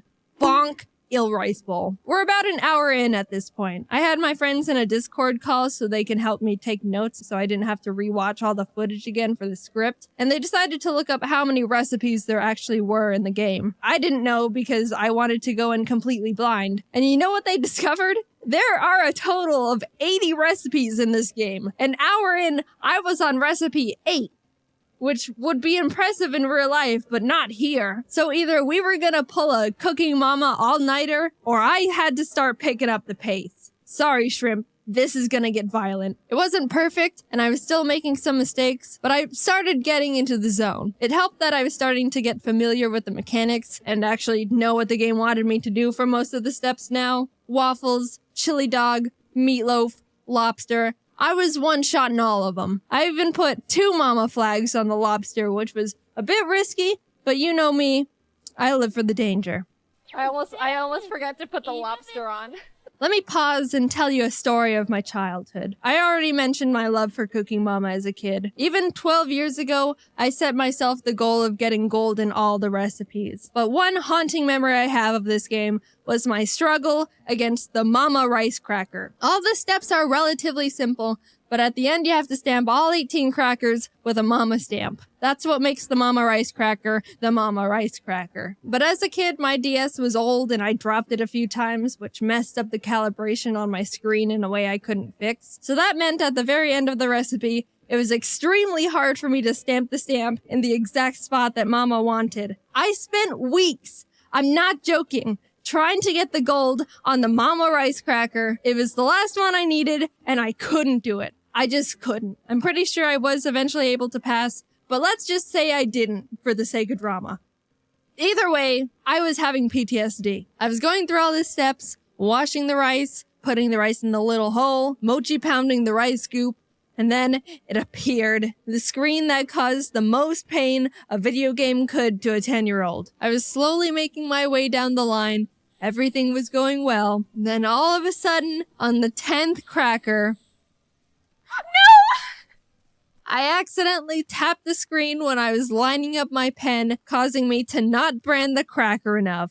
I'm not one to believe in spiritualism or star signs or Destiny's Child, whatever that stuff is. But that moment in particular made me question if it was all real and my only fate is to eternally fail the last step of the Mama Rice Cracker recipe until I inevitably die an unaccomplished old man that makes ugly rice crackers. I did it right the next time, but that would have been unfortunate, right? With the Mama Rice Cracker conquered, now nothing was in my way, and I was making my way through the rest of the recipes. At the 2-hour, 37-minute mark, 27 recipes in, Ari got out of his cage and was running around the room, so I had to spend precious time getting him back under control. That was a loss of 2 minutes right there. Then I missliced the raviolis, so I'm blaming all of that misfortune on Ari. I actually struggled a lot on the ravioli recipe. The pasta is really hard to cut because you have to time the slice with the line, but since I was so focused on when to cut, a lot of the time I would deviate from the actual line to cut from and mess up. Then when I was able to get past that stage, for some reason the mic had trouble hearing me blow, so even though I was doing what I was supposed to, I'd fail anyway. Do you hear it? Overall, I had to redo the ravioli recipe 6 times, and I spent 11 minutes on it. Not great. Thanks, Ari. But after that, I was able to one-shot both the cake and the spring rolls. And can we talk about how the ice cream recipe literally just makes you scoop out store-bought ice cream and put sprinkles on it? That's been my favorite recipe so far. Skipping forward a bit, let's talk about the mango pudding. This was ravioli part 2. The first step I had trouble with was memorizing the order of the ingredients. It was a 6-part Simon Says memory game, and my big smooth brain can only handle one number at a time before the concept of object permanence leaves my body. I inevitably got a lucky pattern that was easy to remember, and after a few more steps, in the end, I had to draw a line at a specific speed that would remove the pudding cleanly. Too slow and it wouldn't come out. Too fast and it just...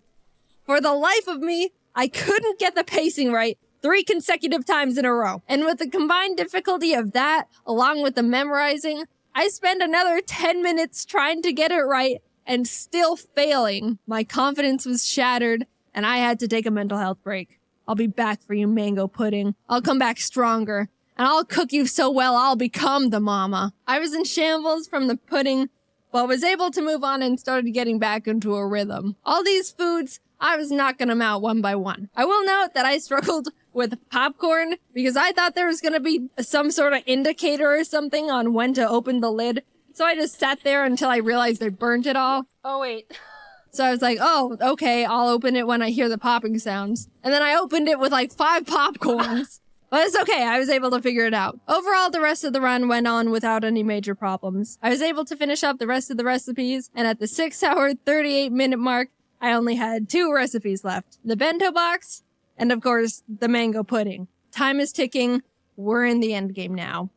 Also, my Discord friends were ready to never talk to me again. I thought I could just get the bento box over with quickly because it's like, you just put food in box, right? Well, actually, I didn't realize I had to include food from all the categories Mama gave me or something. So I failed it like 3 times and was on the brink of insanity trying to figure out what Mama wanted from me. The food is in the box, Mama. What's what a bento box is? Food in box. What else do you need? Blood? A blood sacrifice? It didn't say anywhere in the instructions that I should have put more variety in there. Not that I was reading the instructions anyway. I still, right now, don't know what Mama wanted, but at least I finally got the gold after 4 minutes. That meant I only had 1 last recipe. 79 were completed. The mango pudding was the only thing standing between me and the first Cooking Mama 2 Dinner with Friends world record. I clicked it nervously, but I climbed my mountain. I trained with Mama, and I've come back a new chef.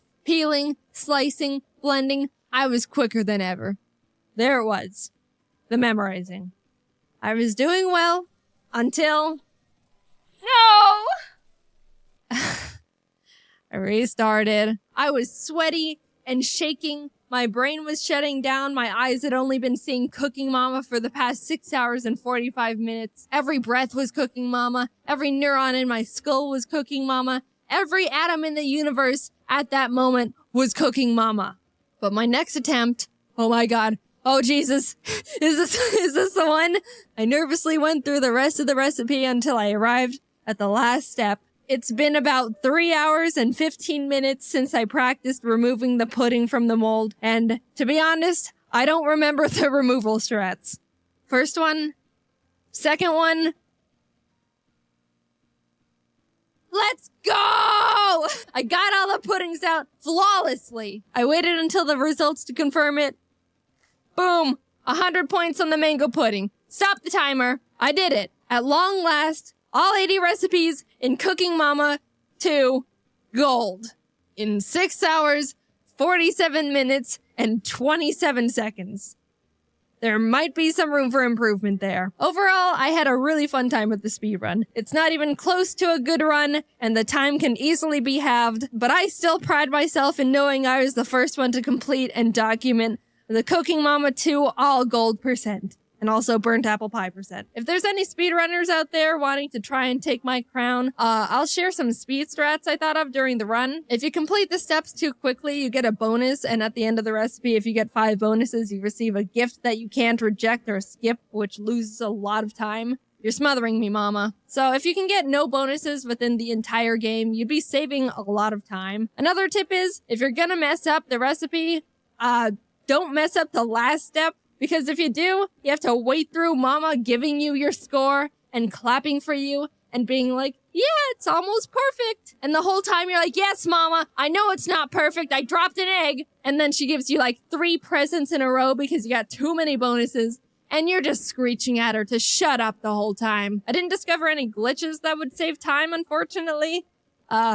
I don't know what a Cooking Mama glitch would look like, but it doesn't sound pleasant. But it doesn't matter, because as of this moment right here, I'm the one with the Cooking Mama 2 Dinner with Friends world record. Guess I finally did something with my life after all. Anyway, thanks for watching my first attempt at a speedrun. I think, in hindsight, I should have chosen a game that could have been done in a few less hours, because I feel like I aged 20 years after this. But you live and learn. I wanted to submit my run to speedrun.com, but since no one has run the game yet, I need to submit a request to add Cooking Mama 2 Dinner with Friends. But I only made my account last night, and to make a request, I need to have had my account for 7 days. So I'll submit it in 7 days. But it's not gonna be interesting. I didn't record my audio with it. It's just 6 hours of Cooking Mama gameplay. Also, we're working to drop some new merch in the shop really soon. I don't know if it's on the site yet, but it's coming. And we've got some real fun stuff in the works. Alright, that's it. See you later. At this point, you all know how I am about my special interests. My super addictive personality takes over, and I can get just a little passionate about things my brain becomes attached to. I just can't help myself. When I like something, I want to be completely surrounded by it at all times. Is that such a crime? No, it's not. I'm just enjoying life. You should try it sometime. My hyperfixations have always come in waves. None of them ever truly go away. They'll have their burst for a few months and then lay dormant in my head until something triggers them again. But guys, there's been a shift. The big one. It's finally happened. I've stumbled onto something that I have not been able to let go of. My brain has latched onto this new hyperfixation so tightly that even after several months, my obsession has only gotten stronger.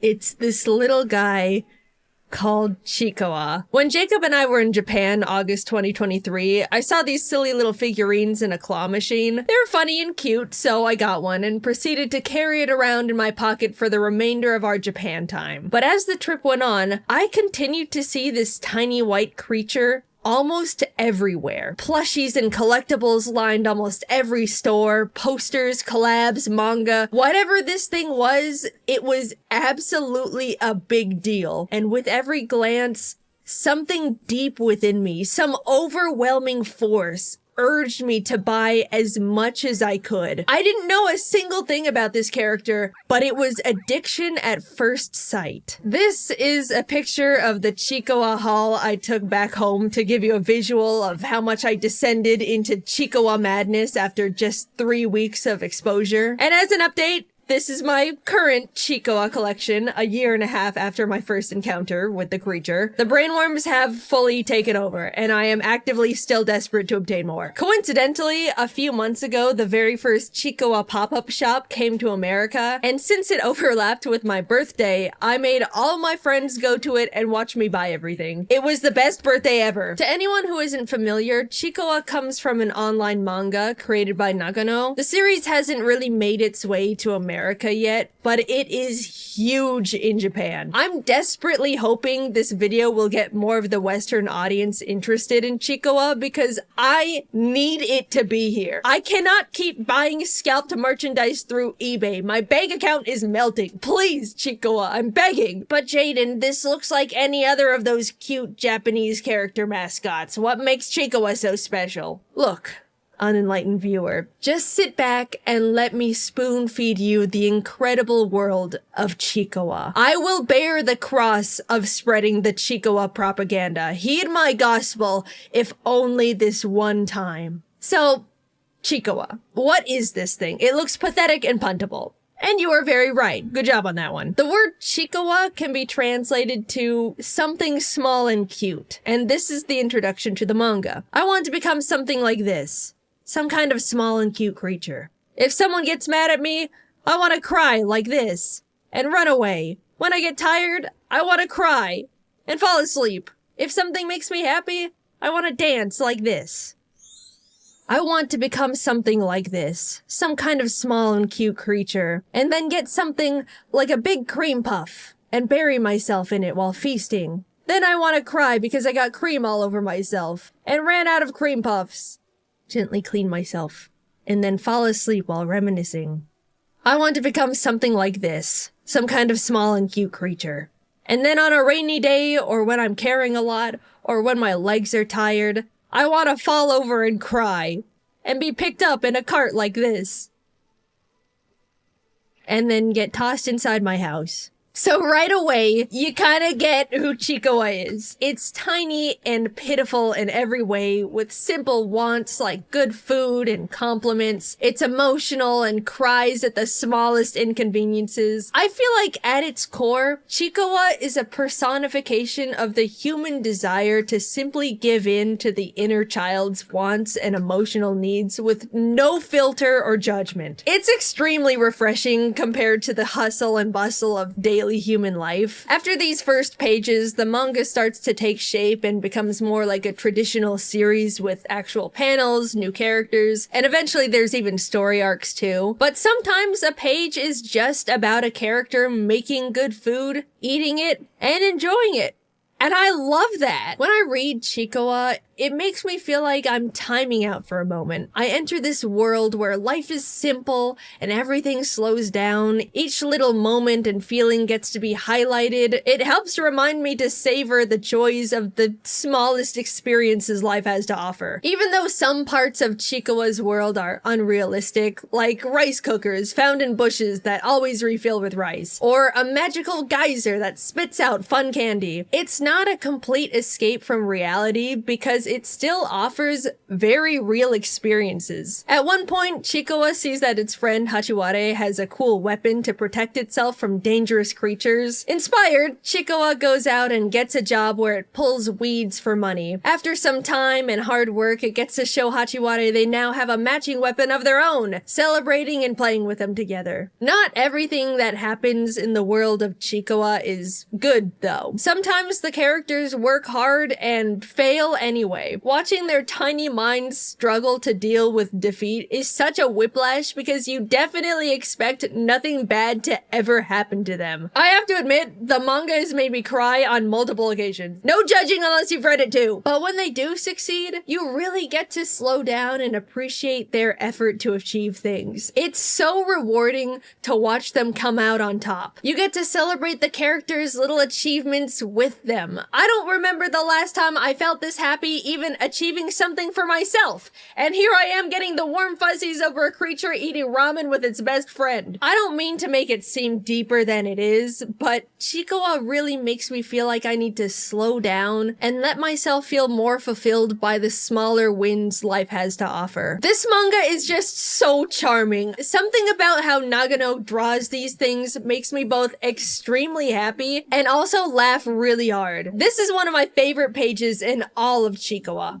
Hachiware and Chikawa are running with their container of sushi, excited to get home and eat it together, but Hachiware trips and falls, completely ruining the sushi inside. And the face Chikawa makes absolutely kills me. I use it to message my friends all the time. It's just such a specific portrayal of this tiny, pitiful creature's feelings. I cannot get over it. Hachiware then decides to mix the sushi together and they get to eat it as rice bowls. Happy ending. I'm trying to explain it, but you really just have to read it yourself. I love the art. I love the content. I love how I feel when I'm consuming it. I have to buy merch. Looking at them, you probably think all the characters are all just sweet little cute things and don't really have distinguished personalities, but you couldn't be more wrong. This one's actually an alcoholic. Let me show you my personal favorite because, yeah, surprise, surprise, it's actually not Chikawa. This is Momonga. It's the complete opposite of what you would expect a character in this series to be like. It's selfish, needy, always telling everyone what to do. The complete opposite to Chikawa. Momonga should be absolutely insufferable, but at the same time, it also has this burning desire to act and be perceived in the most cute and likable way possible. It has no idea how social norms work. It is simply a conversational tornado, and I love it so much. I get the feeling I look really cute. Look! Look! Look! Hey, you're bumping into them. The thing falls down. They made them cry. Will they apologize? Look, compliment me.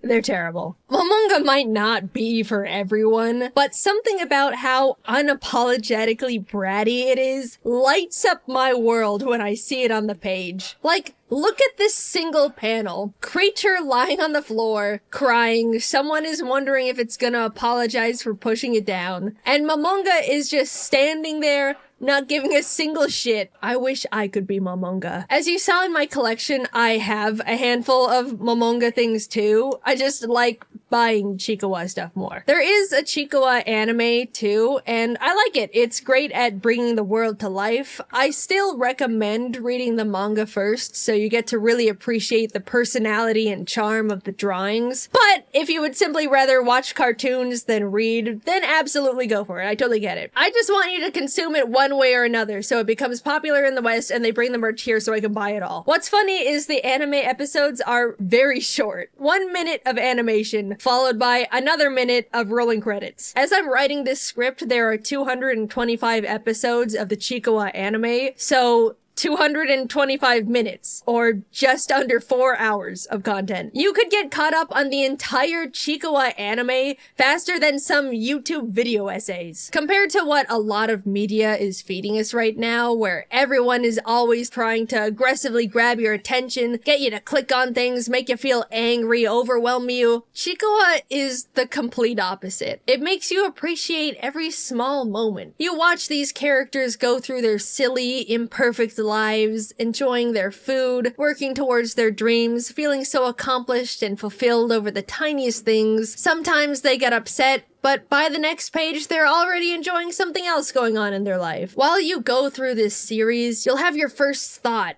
of, man, I wish real life was like the world of Chikawa. But then you kinda realize it just can be. You can take a moment to enjoy your food like they do. You can celebrate a milestone and feel just as rewarded as they do. They live in the moment, not stressing over what comes next or how they're gonna top it. And you can too! It makes emotions feel real and valuable again to me. All through these simple little puntable characters. Chikawa isn't gonna resonate with everyone like it has with me, and that's completely fine, even though they're wrong. But I do hope that I've convinced at least some of you to give it a try. You can watch the anime on High Dive with subtitles, but unfortunately, there's currently no official English translations of the manga. You have to get a bit crafty to read it at the moment. Until we get official translations, there is a fan-made guide to Chikawa resources in the description with fan-made translations. But be respectful and normal, please. To be honest, I'm a little scared of all the attention I'm putting on this community all at once, but please just be chill about it, okay? Also, please, you don't have to bring me up every time you see anything Chikawa related. I don't want to suddenly make this a Jaiden Animations thing. Just enjoy Chikawa as Chikawa, please. Thank you. I really want to be gentle with it because I love and respect the franchise a lot, but I also want to share this series with you guys as well. Hopefully, you'll be just as obsessed as I am, and then we can all buy merch once Chikawa comes to the West, eh? Thanks for letting me ramble about my favorite thing. I love Chikawa. I hope you'll give it a try. And if anyone out there watching can tell the Chikawa company to send the merch to America, please, please. I promise I will buy it all. Please. There's actually a chance I might have been pronouncing Chikawa wrong this whole video. I've heard other people pronounce it Chikawa or Chikawa. I really am not sure, so this is pretty embarrassing. Also, while prepping for this video, I sat on call with practically everyone on my team, and we all watched the whole Chikawa anime series together for research purposes, and then they all made chikasonas. I cannot believe this is my job. So imagine this. It's Christmas Eve. You're getting ready for bed and everything is prepared for the perfect Christmas morning. Chestnuts are roasting on an open fire. The cookies are out. The house is silent and calm. Everyone has the standard things on their Christmas list. Puppies, Nintendo Switches, for father to finally find milk. But yours is different. All your life, you've loved and have been fascinated by insects. You were teased in school for catching ladybugs in the bushes, ostracized from everyone for gleefully watching the grasshoppers. You've spent years trying to repress your love for bugs, but you're finally embracing it. This year is different. You're going to ask Santa for the one thing that brings you joy in life. Ants. You tuck yourself into bed, awaiting the early morning to see if your wish comes true. And as you're thinking about parenting your future ants, your eyelids feel heavy as you drift off to sleep. You don't know how many hours have passed, but you're suddenly awakened by a strange sensation. Your body is burning, flaring up, itching everywhere. The worst itching you've ever experienced in your life. What's happening?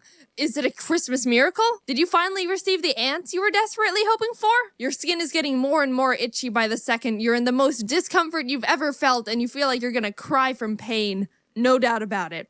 ants all over. You rip open the sheets to find, oh, it's not a whole colony of ants attacking you.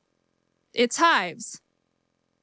So back to me. I've never had hives until last December, and it was the worst thing that's ever physically happened to me. Around the night of the 21st, I was relaxing and playing video games on my couch. Ari was on me because it's snuggly and nice, but about an hour or so in, I started feeling itchy around my neck and shoulders where he'd been sitting. I didn't think much of it, but when I was getting ready for bed, I realized the area that was itchy was actually kind of red. On paper, that seems a bit like, that's not really normal, but you scratch yourself all the time and get a bit red. I just thought, Ari's nails are probably a bit too long and irritated my skin. I'll have to cut them tomorrow, and left it at that.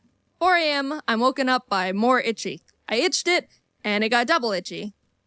Well, that doesn't seem right. I went to the bathroom to see what was up, and the area that was irritated before was even more red, and maybe a bit bigger this time. I can't remember. It was 4 a.m. I was like, that's not great. And then went back to bed. I mean, there wasn't anything I could do about it. I didn't have any anti-itch cream or anything. All I've got is an expired bottle of mini ibuprofens and a dried out cleaning wipe. The next morning, after a bad night's sleep, I got out of bed and whoop, it spread to my back. Yep, this is not good. Did I do anything about it? Nope. I was like, whoop, I sure hope this cures itself somehow. I'm gonna go to work now. But after like an hour of sweating from discomfort and getting nothing done, I decided, yeah, I should probably go to urgent care. So I went to urgent care. Have you eaten anything new or that you're allergic to? No. Have you taken any medication that's new or you're allergic to? No. Have you been bitten by any bugs you might be allergic to? No.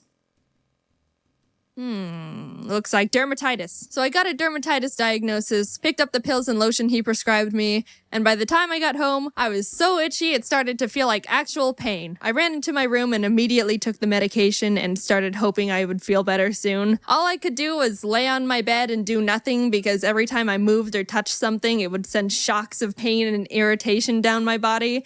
And I preferred not to have that. I decided to call my friend to tell them what was happening to keep my mind off everything and use them for moral support because I was going crazy. After maybe an hour, I was like, actually, I think I feel absolutely worse. Everywhere I put the lotion was even more red and itchy. It was spreading to my legs and hands, and I felt like I provoked the devil. This must be the karma for swearing that one time. I told my friend, I'm in so much pain and discomfort, I can't think straight, and I've been sitting on the floor not being able to move for 30 minutes. What should I do?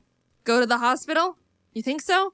Yes, go to the hospital. I don't know, maybe if I just wait a bit more, go to the hospital. Okay. I arrived at the hospital and hobbled in the best I could because the feeling of my shoes and clothes rubbing against my skin made me want to cry. They were really busy, so I had to sit on a bench in a hallway for about an hour. I was finally taken to a bed, given a shot along with a mystery pill, and about 40 minutes later, I felt better. But they kept me there for 4 more hours just to be safe. By the time I got home, I was sighing with relief. It felt so good to not be in total body pain and wanting to claw my skin off.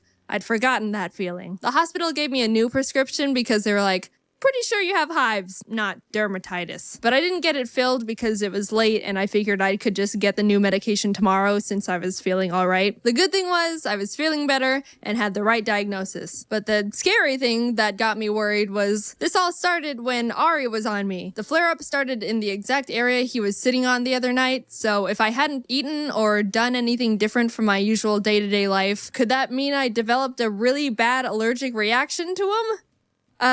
So that terrified me a bit. Anyways, I had plans to see my family for Christmas and was worried that I'd have to miss my flight because of this, but things seemed all good now. 1 a.m., woke up, itchy. It was back and ready to absolutely just kick my teeth in. I wasn't freed from this hive's curse. I'd only escaped its grasp for a few hours. It wasn't at its worst yet, but I knew it wouldn't take long to get there, so I raced to the nearest 24-hour pharmacy to pick up my new prescription, took it, and then just got an Uber to the airport because I couldn't sleep. Early flight? Not really. I'm just getting there early. Well, it's always good to be early for flights. When is it? 3 p.m. I tried to get a bit of sleep in the airport, but it didn't work. The good thing was that the prescription was doing a relatively good job at keeping back the hives. I could still feel the itchy, but it was like muffled, if that makes sense. I got on my flight no problems and landed in Arizona to my very calm parents who were like, hives? Who? Are you okay? How'd you get hives? Are you okay? The hives had been manageable the whole day until I was getting ready to go to bed, and they started flaring up again. This time worse than ever. I thought I'd experienced pain before, but the hives were mocking me. The previous ones were teasers. This time they were dishing up the main course. Everything was put into mega gear, served up on the grill of Gordon Ramsay himself. See if you like this, bit. Ah! Off to the hospital we went, 12 o'clock at night. We arrived at a normal hospital first, and by the time we arrived, I could barely walk. I was in so much pain and agony. I shuffled in, hunched over like I was 95 years old and about to just fall over and turn to dust immediately. Also, I was actually crying at this point. No, oh, I'm gonna cry, this hurts, boo-hoo. Nah, this time was like, yeah, time to cry now. I wasn't having a good time. We sat there for maybe 40 minutes and no one was helping us, so my dad asked how long they estimated the wait would be, to which they said an hour, so we were like, My dad decided to take me to a local urgent care because they've got a family friend who works there. It was more familiar, and also probably less busy. We arrived and had a bit of a wait, but I was finally admitted into a room. The doctor walked in and was like, "Yep, looks like hives," and stuck me with an EpiPen. I'm lucky enough to not have any really bad allergies like peanuts or something. I know a good amount of people who are like, lol, if I sniff the smallest dust fragment of a peanut, my body will just give up on me. So they have an EpiPen on them at all times. I'm allergic to cats, but they just make me sneeze, so I've never experienced the magic of an EpiPen before. And my God, that thing was like Jesus just being injected straight into my blood. Within seconds, my body started feeling better and all my hives cleared up immediately. If you've never almost died from an allergic reaction, I totally hope you have one just so you can experience the magic of an EpiPen. I mean, I hope you never almost die, but I'm just saying, if you do. Anyway, problem solved. The doctor didn't really say anything else. He kind of just gave me the EpiPen and sent me on my way when he saw I was doing better, which, fair enough. I went to bed in relief. Finally, it was all over. I can have a nice Christmas after all with my family and live on in peace. 8 a.m. Woke up. Hives all over. This time, I wanted to just close my eyes again and perish. Oh, this one. This was the worst it had ever been. I didn't even know it was possible to experience this level of itchy combined with unbearable pain. I was in awe. It's amazing how absolutely torturous this pain is right now. And I haven't even been stabbed. The day before, when I said it was in mega gear and the main course, I was kidding. This was one of those meals where they give you the appetizers and the main course, but surprise, the dessert is a knuckle sandwich. All the hives in the world were like, this one. Let's get this one. I was covered in bumps and red. My mom looked at me right before we were about to go to urgent care, and her face was like, I don't think there's any words that could describe how absolutely abhorrent and atrocious I felt. The itchiness was so extreme, it felt like needles all over. Every time something just grazed my skin, it felt like, yep, it's time to die. See y'all later. Arrived at urgent care, couldn't move, looked like a boiled, diseased shrimp. This time we got Dr. Cruz, our family friend I mentioned earlier. He's super nice and caring and an amazing doctor to go along with it. First of all, I got another EpiPen. Yay! And then he prescribed me like 4 new medications, none of which I remember the names of, but one of them was steroids. I can now say I've been on steroids before. So yeah. I can probably beat you all in football now. I'll cut the fat and just say the medications Dr. Cruz prescribed me were it. They were the ones that blocked the hives and helped me recover. I've been freed for the first time in 3 days, and they never came back after that. I took some blood tests, and turns out I didn't test positive in any allergic reactions they looked for. I was able to come home, and Ari didn't make me flare up, so I wasn't allergic to him. That was a huge relief. I had to seriously consider if I would have to get rid of Ari if he was the one giving me hives, because I just couldn't live with hives that extreme. But it wasn't, so we're good. The only thing we could conclude was it was just caused by a huge buildup of stress. I'd been really busy and burnt out from a bunch of conventions and traveling up until that point, so they said, yeah, stress combined with an immune system glitch is probably what caused it. We don't know what else it could be. And we're like, all right. And I haven't had hives since. So moral of the story is take breaks, before your immune system turns on you. Because let me tell you, your immune system does not hold back. Just wanted to make this clear. I'm all good now.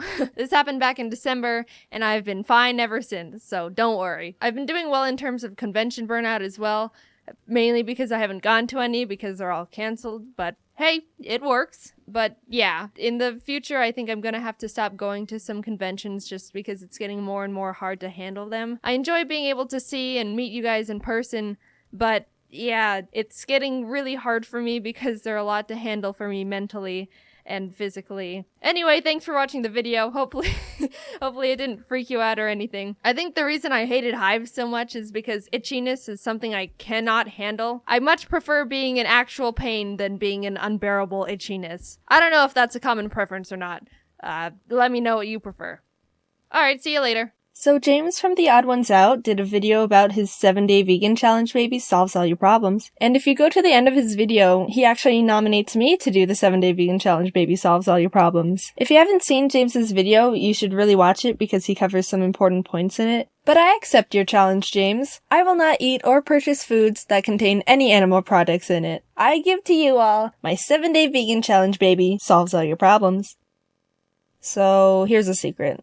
Eating vegan is easy. It's so easy. You might think it's hard, but it's easy. Look, 1/2 cup non-dairy milk, 1/2 cup oats you blend into flour, 1 banana, blend together, boom, breakfast pancakes. Tomato, avocado, cucumber, greens, hummus, sriracha, boom, lunch sandwich wrap, black beans, rice, sweet potato, more sriracha, greens, boom, dinner, boom, food! I thought it'd be boring to post a video of me just eating food for a week, so to actually bring you guys entertainment, James and I bought a bunch of weird vegan substitute foods to try together. So yeah, here's that instead. Okay, so we bought these vegan flavored foods. Yeah. And we're gonna try and eat them. So I got this veggie burger, and it has no instructions on how to cook them. So we're just gonna stick it in the microwave, see what happens. Do you need scissors? No. That's a weird texture.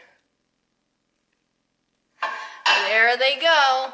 5 minutes. 5 minutes?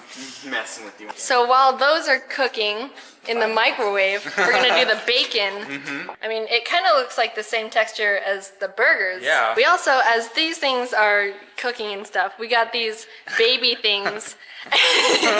Just because Purely it says, because of the box. just because it says vegan and there's a crazy baby on it. This isn't Photoshop. This baby is actually excited This for is these the crackers. reaction you will have when you eat these crackers. No dairy, no eggs, no yeast, no salt, no cholesterol, no preservative. This is nothing.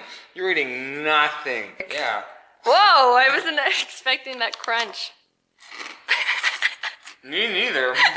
Babies don't even have teeth. How are they Yeah, supposed these to are eat for this? teething. Do you just like saliva on it? Oh.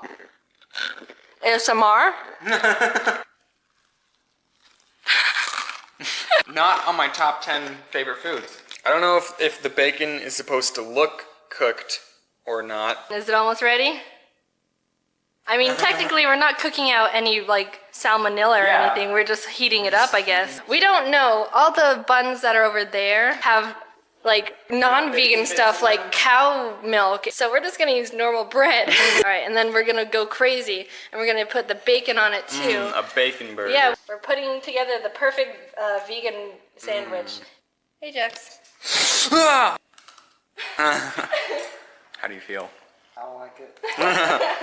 What do you taste? You shouldn't be tasting any soy or cholesterol. Baby. All right, bye, Yeah. Jackson. Only babies can enjoy this. I'm gonna close these masterpieces.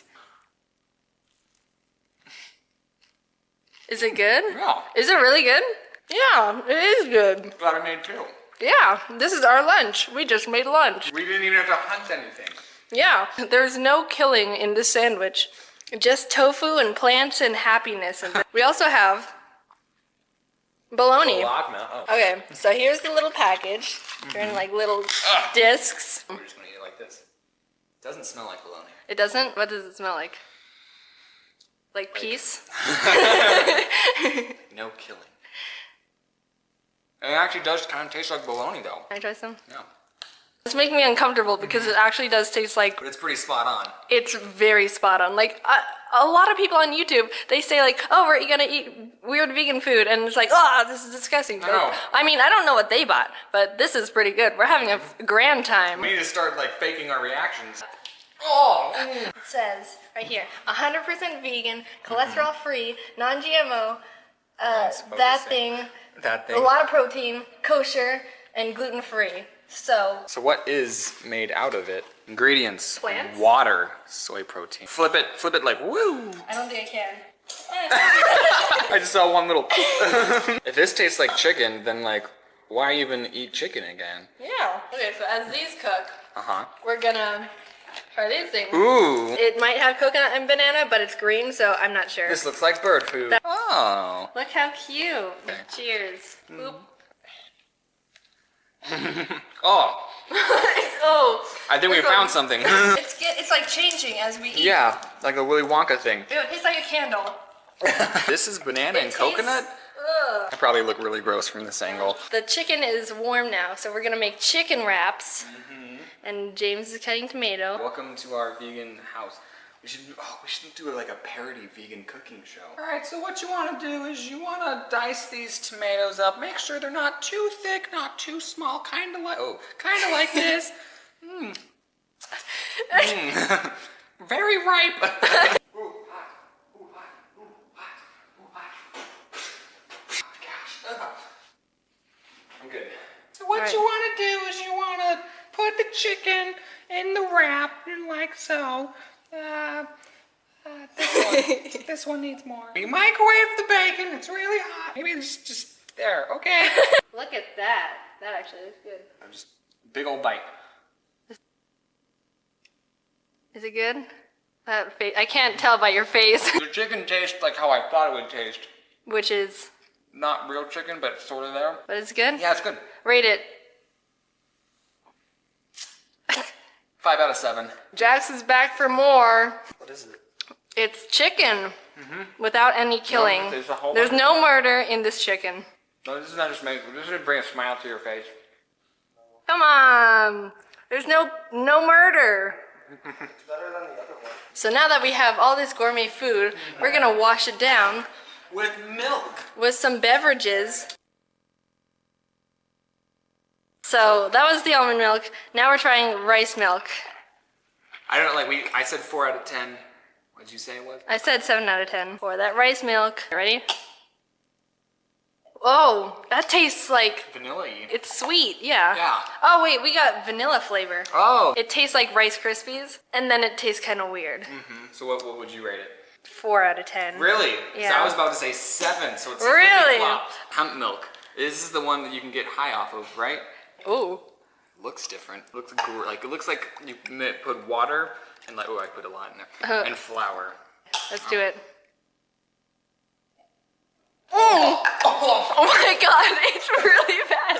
Oh my god. Way too much for this. Oh my god, it tastes like water. Water and flour. Yes, it tasted exactly like you said it would. How people eat this? Oh my god, that was the worst one. 0 out of 10. I was going to say 1 out of 10, just in case this is worse. I need to do 0 out of 10. I mean, okay, 1 out of 10. 1 out of 10. 1 out of 10. The last one is Hit me up. oat milk. It's yellower and also like thin. You know how? Oh, How did that happen? It has the same color as eggnog. it does. Merry Christmas. Okay, not. Oh, it tastes like oatmeal if you like ate it and spit it out. 3 out of 10. Yeah, 3 out of 10. So- and now the piece de resistance. Yeah. What's the dessert that we have on the menu? It looks like this Reese's Puffs cake. Look at the inside. That seriously is a Reese's cup. I was expecting it to be better. I'm disappointed. 5 out of 10. I was gonna say 5 out of 10. So this is what it looks like to be vegan. Yay! And that was that. I made it through the 7-day vegan challenge, baby. Solves all your problems. I had an optimistic view going into it, and that's probably what gets people the most when they try it. I think the worst part about vegans are really just the stereotypes, which, I mean, yeah, there's gonna be crazy nut jobs out there, but when you think about it, there's crazy nut jobs in all communities. You wouldn't assume that all gay people are flamboyant, or that all Asians are martial art masters that are good with math and chopsticks. People are gonna get triggered if you think like that. Vegans just get stuck with the crazy stereotypes. Jaiden, what about the people on YouTube constantly preaching about activism and blah blah blah blah? Yeah, they preach because they're activists. They take action. That's activism. Like, okay, step back. When people hear vegan, a common thing to think of is, oh, they won't stop bringing it up that they're vegan all the time. But how often do you actually hear people doing that in real life? It's kind of come to the point where someone can't even say that they're vegan without other people freaking out. Do you want some of this burger? Oh no, I'm good. What? Oh, come on, don't be modest. You want some. Oh no, I'm really good. I actually don't eat meat. You don't? No. Why not? I'm vegan. Oh, come on, you know I'm exaggerating. Kind of. So, I guess I should challenge someone to do the 7-day vegan challenge, baby solves all your problems too. Well, I mean, if you want to do it yourself, then go ahead. I'm not gonna stop you. But I'm gonna nominate Tony V. Toons and It's Alex Clark. So yeah, that was that. Thanks for watching. And go eat a sandwich that has no murder in it. Or pasta. Pasta is vegan. Lots of people don't know that. Go eat pasta. 7-day vegan challenge, baby solves 7-day vegan challenge. The 7-day vegan challenge, baby. James, why do you have to make it so hard to say? The 7-day vegan challenge, baby. So, the bloopers I recorded for the end card didn't give me enough time to showcase the amazing fan art you guys make for me. Like, what in the frickin' heck? You guys are more talented than I am. That's not fair. So, I'm recording a little bit more audio so I can have more time to showcase more artwork at a decent speed. Otherwise, it'd be like, phew, phew, like going way too fast. But honestly, thank you to everyone sending me drawings. It's awesome. I really wish I could show them all. As you can see, I'm trying to do as much as I can, so I apologize if I can't put your art into a video. Anyway, thank you guys so much. Blah, blah, blah. Jaiden, that's enough talking. We just want to see the secret end clip that's at the end of the video. I mean, what? This is for views. This is for all of you who are stuck to the end of the video. He's gonna drink. What one are you drinking? This is the hemp one. The hemp one's the worst. It's... Ari, something's telling me people like you more than me. Maybe I'm being irrational. I mean, not to rub it in your face or anything, but it's not called Ari Animations. You don't even do anything. I'm the one doing all the animating and work. Don't give me that look. All you do is eat and scream. It doesn't matter or anything. Okay, I'm just gonna run a little experiment for research purposes. It's not a competition, just getting information. Doesn't hurt. Just a bit curious to see if I'm just overanalyzing the... Well, since you all just love Ari so much, why don't we just talk about him? No, I get it. Ari's cute. He's funny. He flings strawberries all over the place. Let's shift the spotlight to the star here. I don't think I've ever gone into the origin story of getting Ari, so I guess I should do that. Back when I was 12, I said to my mom, "Mom, can we get a bird? I really, really, really like birds. Have you seen that one video of a bird in a rabbit costume? It's pretty great." And she said, "Okay, you can get a bird when you move out."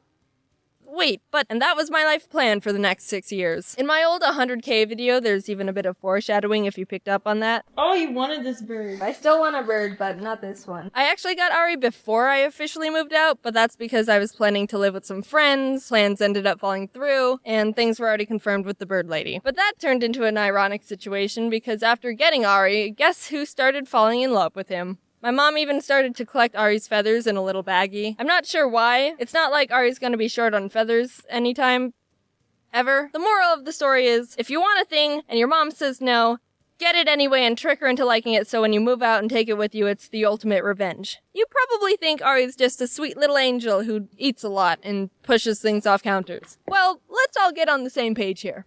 Because you're wrong. Very incorrect. The best way to describe Ari is a brat. I love him, but he's a brat. Actually, no. Ari's just the embodiment of a toddler, constantly wanting attention and food. And if he doesn't get it, he screams.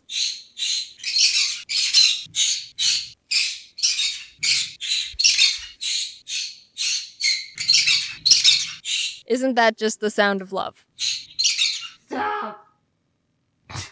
Ari also gets really jealous. Since we spend so much time together, he's definitely bonded to me. If anyone gets in the way of us, then he starts getting really aggro and puffs up as if that's threatening anyone. When I was living with my parents, my mom would come into my room and kiss me goodnight, and he would just stare at her. Who does this human think it is? I will end them. Ari sees my mom as competition for my love. He doesn't like her. Ari's actually pretty shy. He's only comfortable with me and Jack so far. Everyone else, he's all, nope! Like, physical nope. No, look. Ari. Why would you do this every day? He's like leaning. Bye. Dave, you want Ari to lean away from you? I also want to bring up the fact that Ari just decides not to like random objects. Like nail filers, those are pretty high up on his hate list. He doesn't like it when I use hair products. He doesn't like it when I refill his water. Hate what you want, Ari, but I think you should be a little bit more grateful that I'm giving you water. Just trust me on that one. Despite being a jealous little punk, Ari does have his golden moments. One thing that he's fascinated by is drawers. I don't think Ari really understands the concept of how drawers work. I can only assume he sees them as little pockets of universes that appear and disappear at random intervals. Because this is pure confusion and interest if I've ever seen it.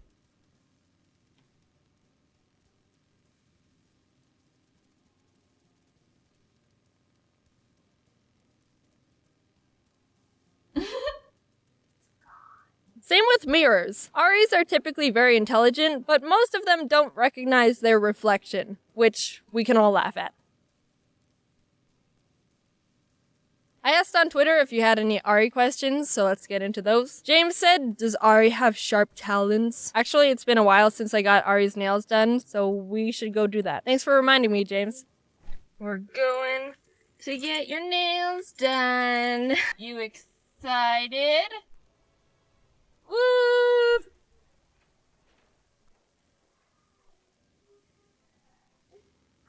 I just want to whip there, but he's super young. Okay, dude, stop putting your finger up there. Someday for lunch.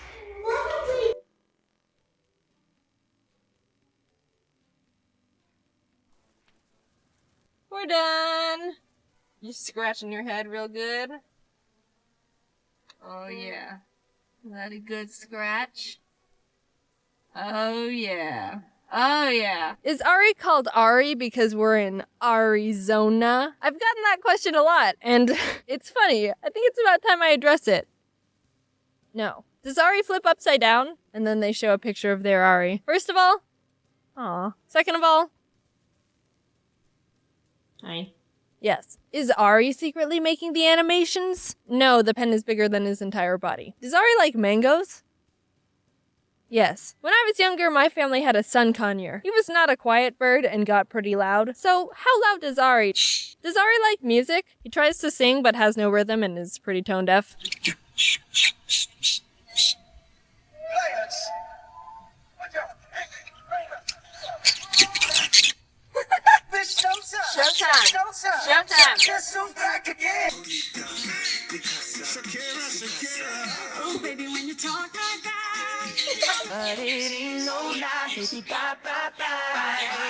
I wanna be gay, cause you're fucked and I wanna savor it. Is Ari friends with the toucan?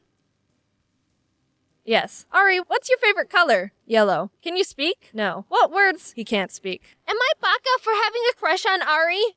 Me no baka. Choo! Yikes. Can Ari play the piano? No, he's not heavy enough to press any of the keys down.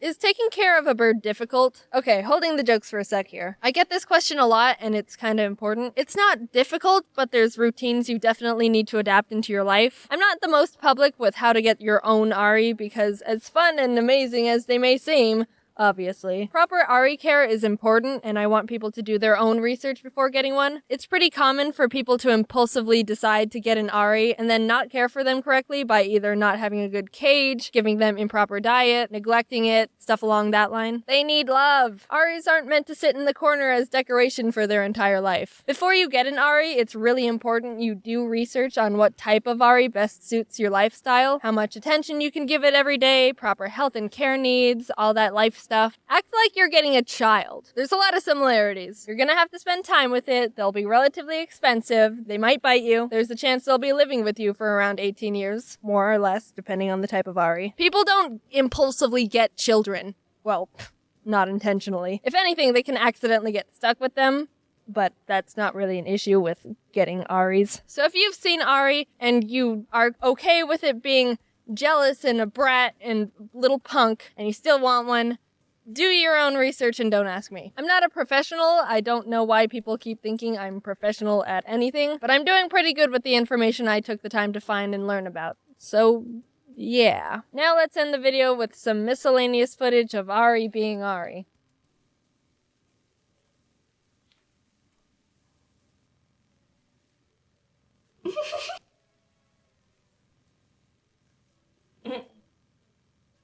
No one likes a peeping Tom. Alright, I'll let you in. Ari. Hi. What are you doing? Don't. Ah! Whoa. Wow. Hello. You brought a rice?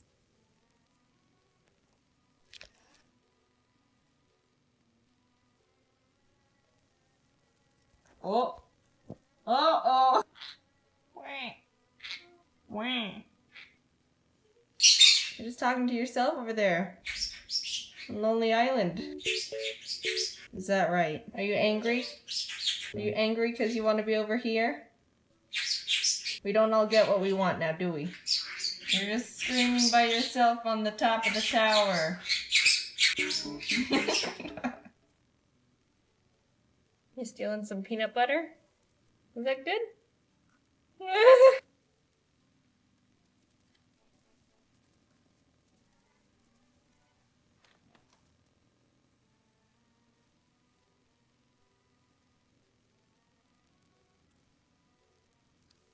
Hey, what are you? Oh. I was talking to some friends and we were trying to figure out why birds were such derpy meme animals, and they mentioned the fact that it might have to do with them having no arms, which makes everything they do really funny. So now that they've said that, I can't unsee the fact it's funny birds have no arms. I'm not saying that people with no arms are funny. Okay. I like when you look at a bird from the very front of their face and you can see both their eyes bulging out the sides of their head. I think that's really funny. Not to make fun of people whose eyes are bulging out the sides of their head. Normally people tweet at me with random references to my videos like half-popped popcorn or if they see my toucan in Target. But my favorites are when people send me pictures of their birds. Keep sending those. Same with dogs. Send dogs. Those are good as well. Do any of you have sugar gliders? I think those are cool. If you have a weird exotic pet, send me a picture of them. I want to see them. That's a demand. Okay, bye, I'm done now. In October, I went on the first vacation I've been on with my family in years. My dad works super hard all the time, so normally it would be either my brother, mom, and me, or just me and my mom, and even those vacations became pretty sparse. It's been over 10 years since we've all had a family vacation, and all of a sudden we have a week to be squished together in a foreign country. So how'd this one go? Day 1. We arrived at the Tokyo airport after a nice and easy 11-hour flight and got off the plane like, wow, I can't believe we finally made it. We've been planning and looking forward to this trip for almost a year, and it's finally happening.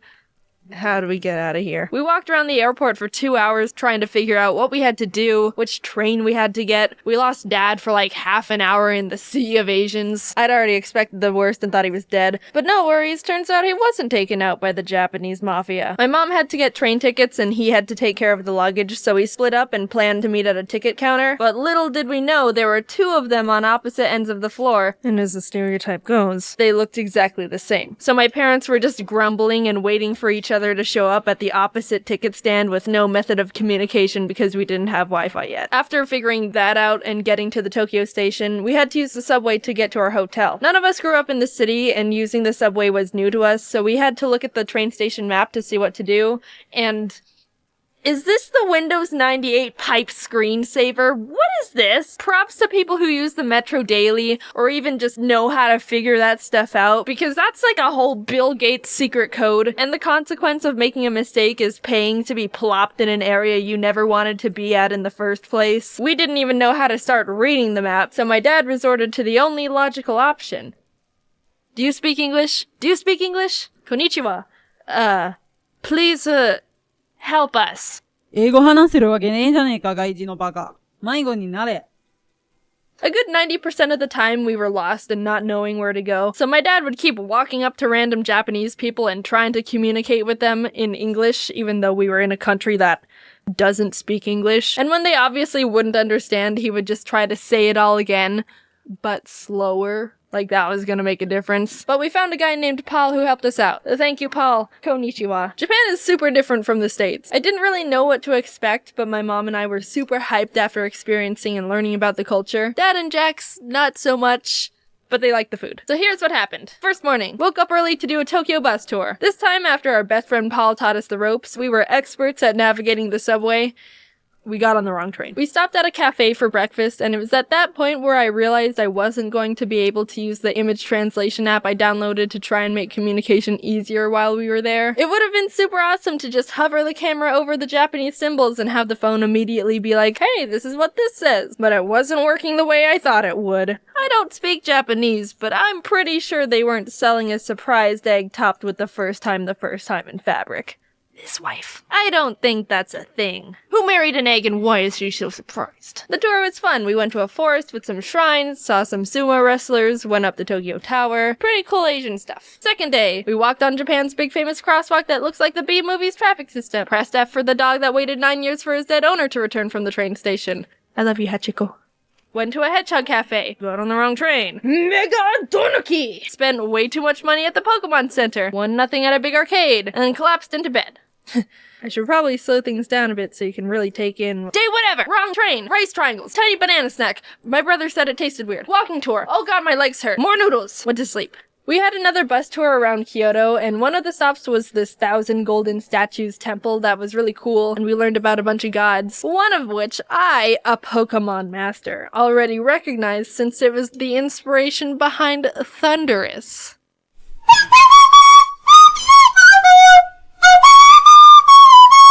Another one of the stops on the bus tour was this temple called Kiyomizu-dera.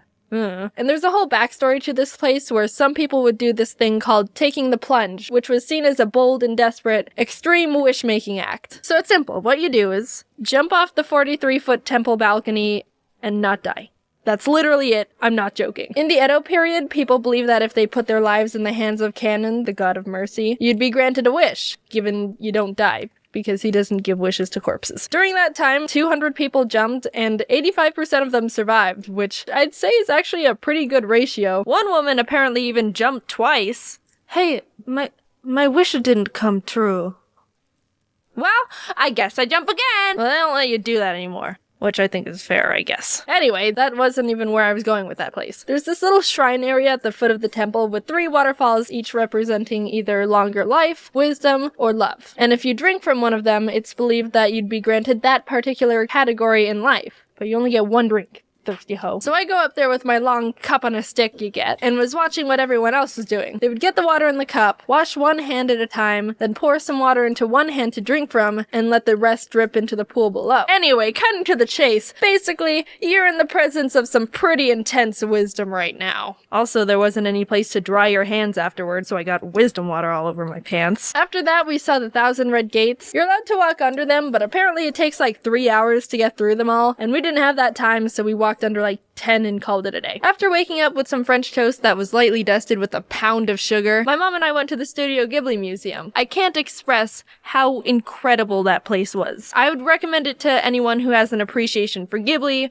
or animation, or art, or anything. I'd show you how mesmerizing it is in there, but there's no filming or photos allowed inside, so no spoilers here. I'm a child of the law. But I did snag this picture of the kids' play area because I thought it was adorable, and sometimes you just gotta break the rules when it's important, okay? We went to a conveyor belt sushi place, and Mom had never been to one before, so she got overwhelmed and just immediately grabbed like 5 random things. I've been to one once before, but my skills aren't anywhere near coordinated, so when I tried to put the wasabi bowl back, I ended up clogging a bunch of plates and ruining a section of the sushi harmony and just being really obnoxious, and I felt really bad. The next day we almost got on the wrong train.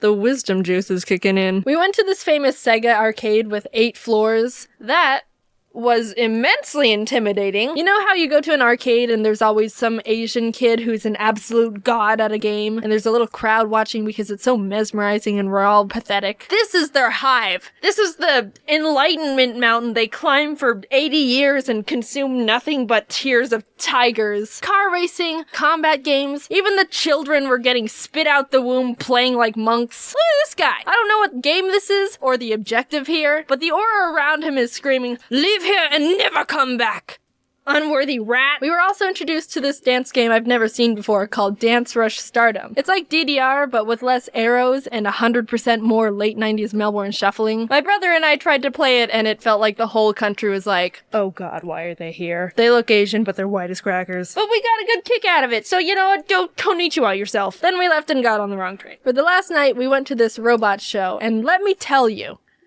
this place was insane. So the main attractions of the place are these giant flashy robots and stuff. But I gotta talk about these drinks and light bulbs they were selling. They were crazy with all their blinking colors and such. It was like a little rave in a cup.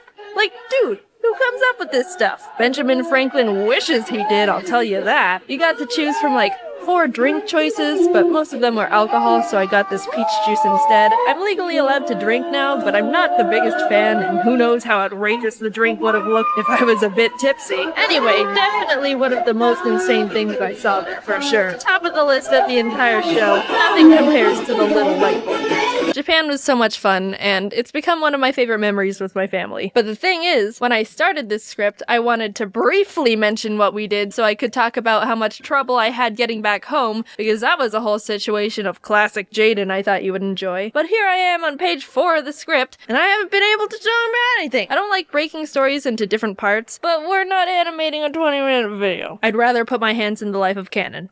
Twice. So yeah, see you in a few weeks with that. Hey, thanks for watching. So a bunch has happened since the last video. YouTube Rewind was posted, so that's cool. And I was in it, so that's cool too. And then it became the most disliked video on YouTube right now. Very cool. I threw in a bunch of memes in my part because I speculated YouTube wasn't gonna do it themselves. And not to throw shade, but I was right. And people have been enjoying them. A lot.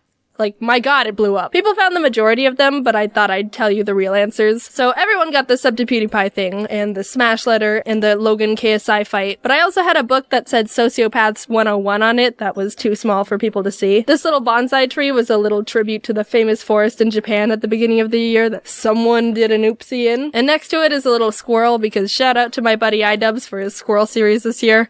I just liked it a lot. Everyone thought this was a reference to Felix's bitch lasagna, but when I made it, it was the somebody touching my spaghetti meme, because that and Uganda Knuckles were the January memes of 2018. But it can be bitch lasagna too, I don't care. Things have been crazy because of Rewind, so thanks for enjoying my part. I wasn't expecting this response at all. I was just messing around and stuff, but hey, I'm not complaining. This whole ride has been super fun to be a part of. You guys are hilarious, and the memes from this have made me laugh so much, and I feel overly appreciated. That's all for now. Thanks for watching. Thanks for the memes. In a year, we get to see if I'm not allowed to be in Rewind again because of this. And if so, it was worth it. Alright, yeah, I know I just made a video about school stuff like a couple weeks ago, but you know what? I just gotta vent a little here, okay? You'll understand in a bit. For my graphic design history lecture, we had to make a 3 to 4 minute video summarizing every chapter we covered during the semester. And the horrible twist was, It was a group project. Now, the thing about a college lecture is that you don't know anyone. You come in, sit down wherever you want, listen to the professor talk for like an hour and a half, and then you leave. Maybe one time you'll forget a pencil and have to ask the person sitting in front of you for one, and then you forget to give it back and now you have some random stranger's pencil. But they don't care. No one cares. Welcome to college. When the professor dropped it on us that it was a group project, everyone was like, oh god, friggin', now I gotta pretend like I know these hockey pucks. Basically, everyone just turned around to the closest person around them and was like, you wanna be in a group? Okay. I ended up with these two other girls, and because I don't want to say their real names, I just googled most annoying girl names, and Google gave me Renisme and Bloodrain. Anyone out there named Renisme and Bloodrain, I'm sorry, I'm sure you're a wonderful person, but Google has spoken, so. So now I've got Renisme and Bloodrain here in a group with me. The project was assigned to us like beginning of April, so we had about a month to get it done. We wrote down our contact info and went on with our day. I was pretty swamped with work at the time, so I wasn't too concerned with getting started right away. 2 weeks passed, and no one was saying anything. At this point, I decided to take initiative and make a group text. Hey guys, it's Jaiden from Design History. We should probably start thinking about the project soon. When are you all free? I didn't get a response, but you know what? It's fine. I'm sure they've got their own stuff to do. I won't judge. It's not a big deal. Another week goes by, and I still haven't heard anything. Alright, time to get serious. We've got a week to do this now, and we've got nothing. We've got one text in a group chat saying that we should start thinking about the project that no one's answered. That's what we've got. I took double initiative and decided to get things going by splitting up the chapters evenly between us. There were 7 in total, which meant that one of us was gonna have to cover 3, while the others only had 2. I was nice and gave the 3 chapters to myself. Group project chivalry. Then I set up a Google Drive project so we could all work on it without needing to physically get together, and texted everyone again. I made a plan with them that Monday. Meet up on Friday to record our notes and slides so we'd have the weekend to edit the video for next Monday. I know, not as creative as I could get, but I wasn't about to go crazy overboard here. Okay, we've got a good plan. Not too much stress, a bit last minute, but it's all organized, so it's not that bad. I had a lot of work during the week, but I got my slides and notes done and was ready to film on Friday. But Thursday night, I get a text from Renisme.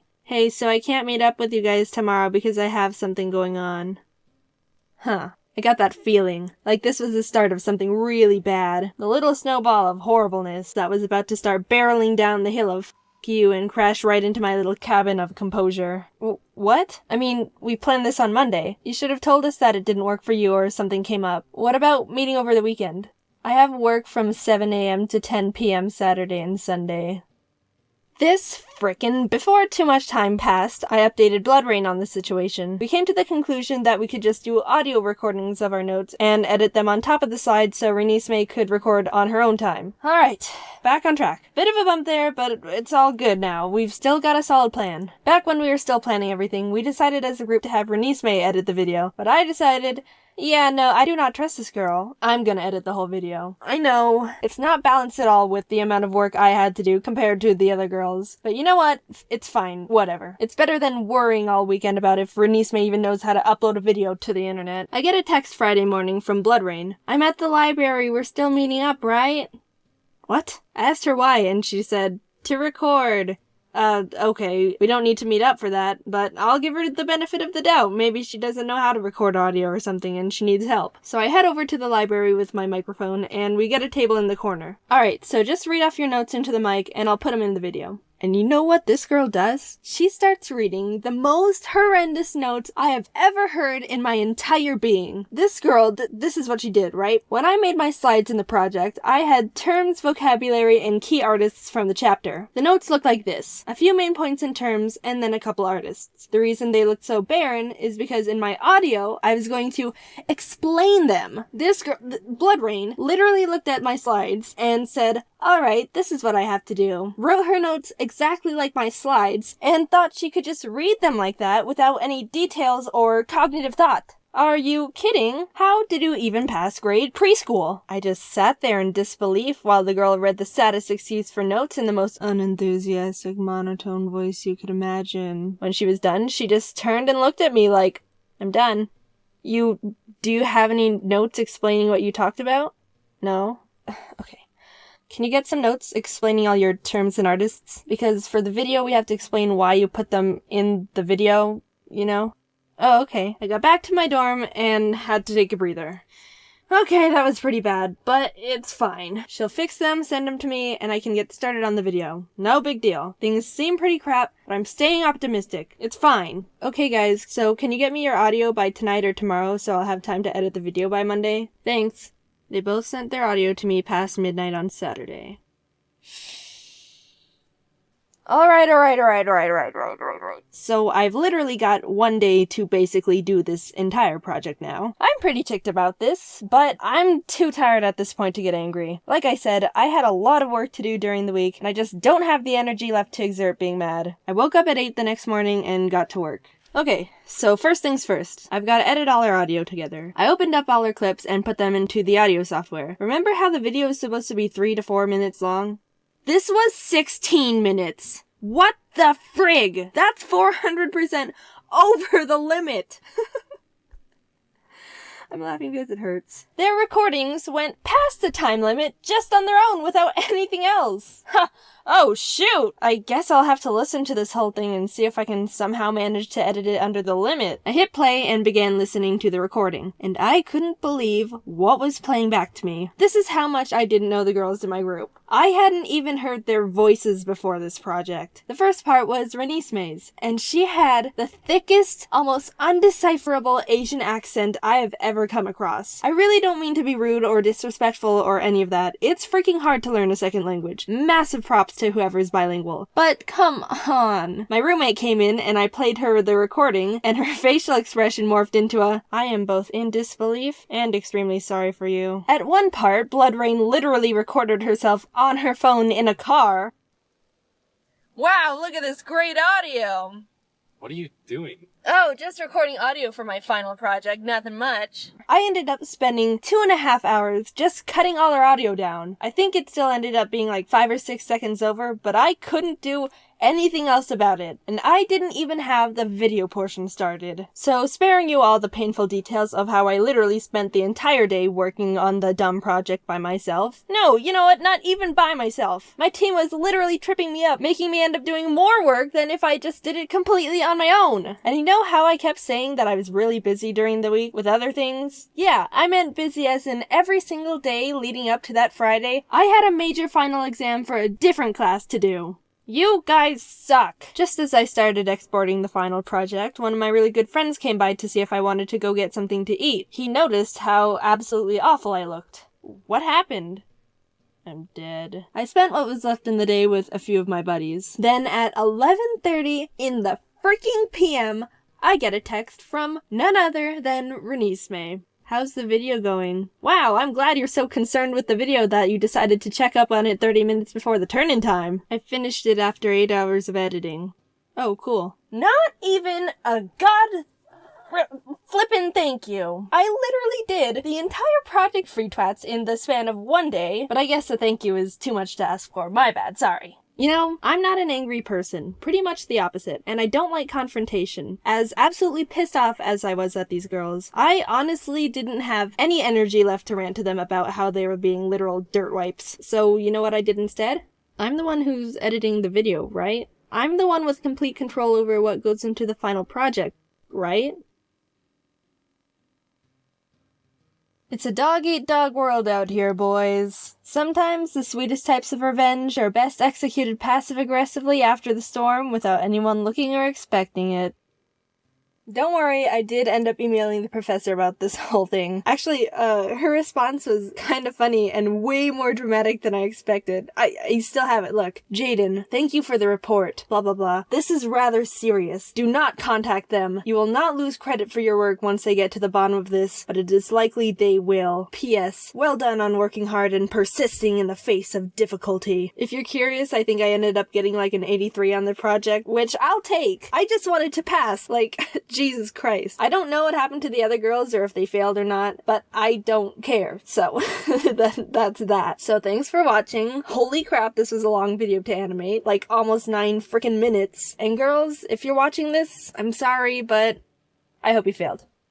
You may or may not have picked up on this yet, but I'm not the most confident, brave, whoa, hey, look at me, I'm totally the best kind of person. I'm shy and nervous and self-conscious and mess. There's a lot of bigger, important things that I worry about, but I'm just gonna talk about the stupid ones that'll probably make you think I'm just dumb. Gotta keep it upbeat and entertaining. I can't be creating swirling vortexes of existential crisis and self-doubt. Yet, judge me if you want, but I mean, I can't help but be pointlessly freaked out about these things. I'm sure you've got your weird triggers too. Loud flushing toilets. I can't remember a single moment of my life where I haven't been scared of loud flushing toilets. It's just the fact that, especially if you're in a stall, you're locked in this tiny space with this solitary, isolated toilet bowl, and it's always a gamble. Some toilets are really nice and quiet, and they just go... It's the frickin' biggest relief of my day when I think a toilet's gonna pull some ungodly sound out of nowhere, but it turns out to be practically silent. I get overwhelmingly happy. Probably too much to be considered normal anymore. But then there's the ones you flush, and all of a sudden you've just released Satan himself and 1,000 tortured souls from the fiery pits of hell. Just...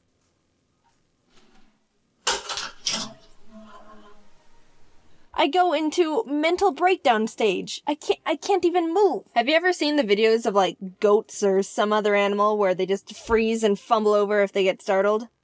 That's me. But I don't fall down. If I'm in a house where there's a bunch of extra room in the bathroom, I get as far away from it as possible. Immediately. But again, if I'm in a stall, I have to end up just pressing myself against the door as much as I can and wait for it to end. Jaiden, you bimbo, if you're so terrified, why don't you just leave the stall?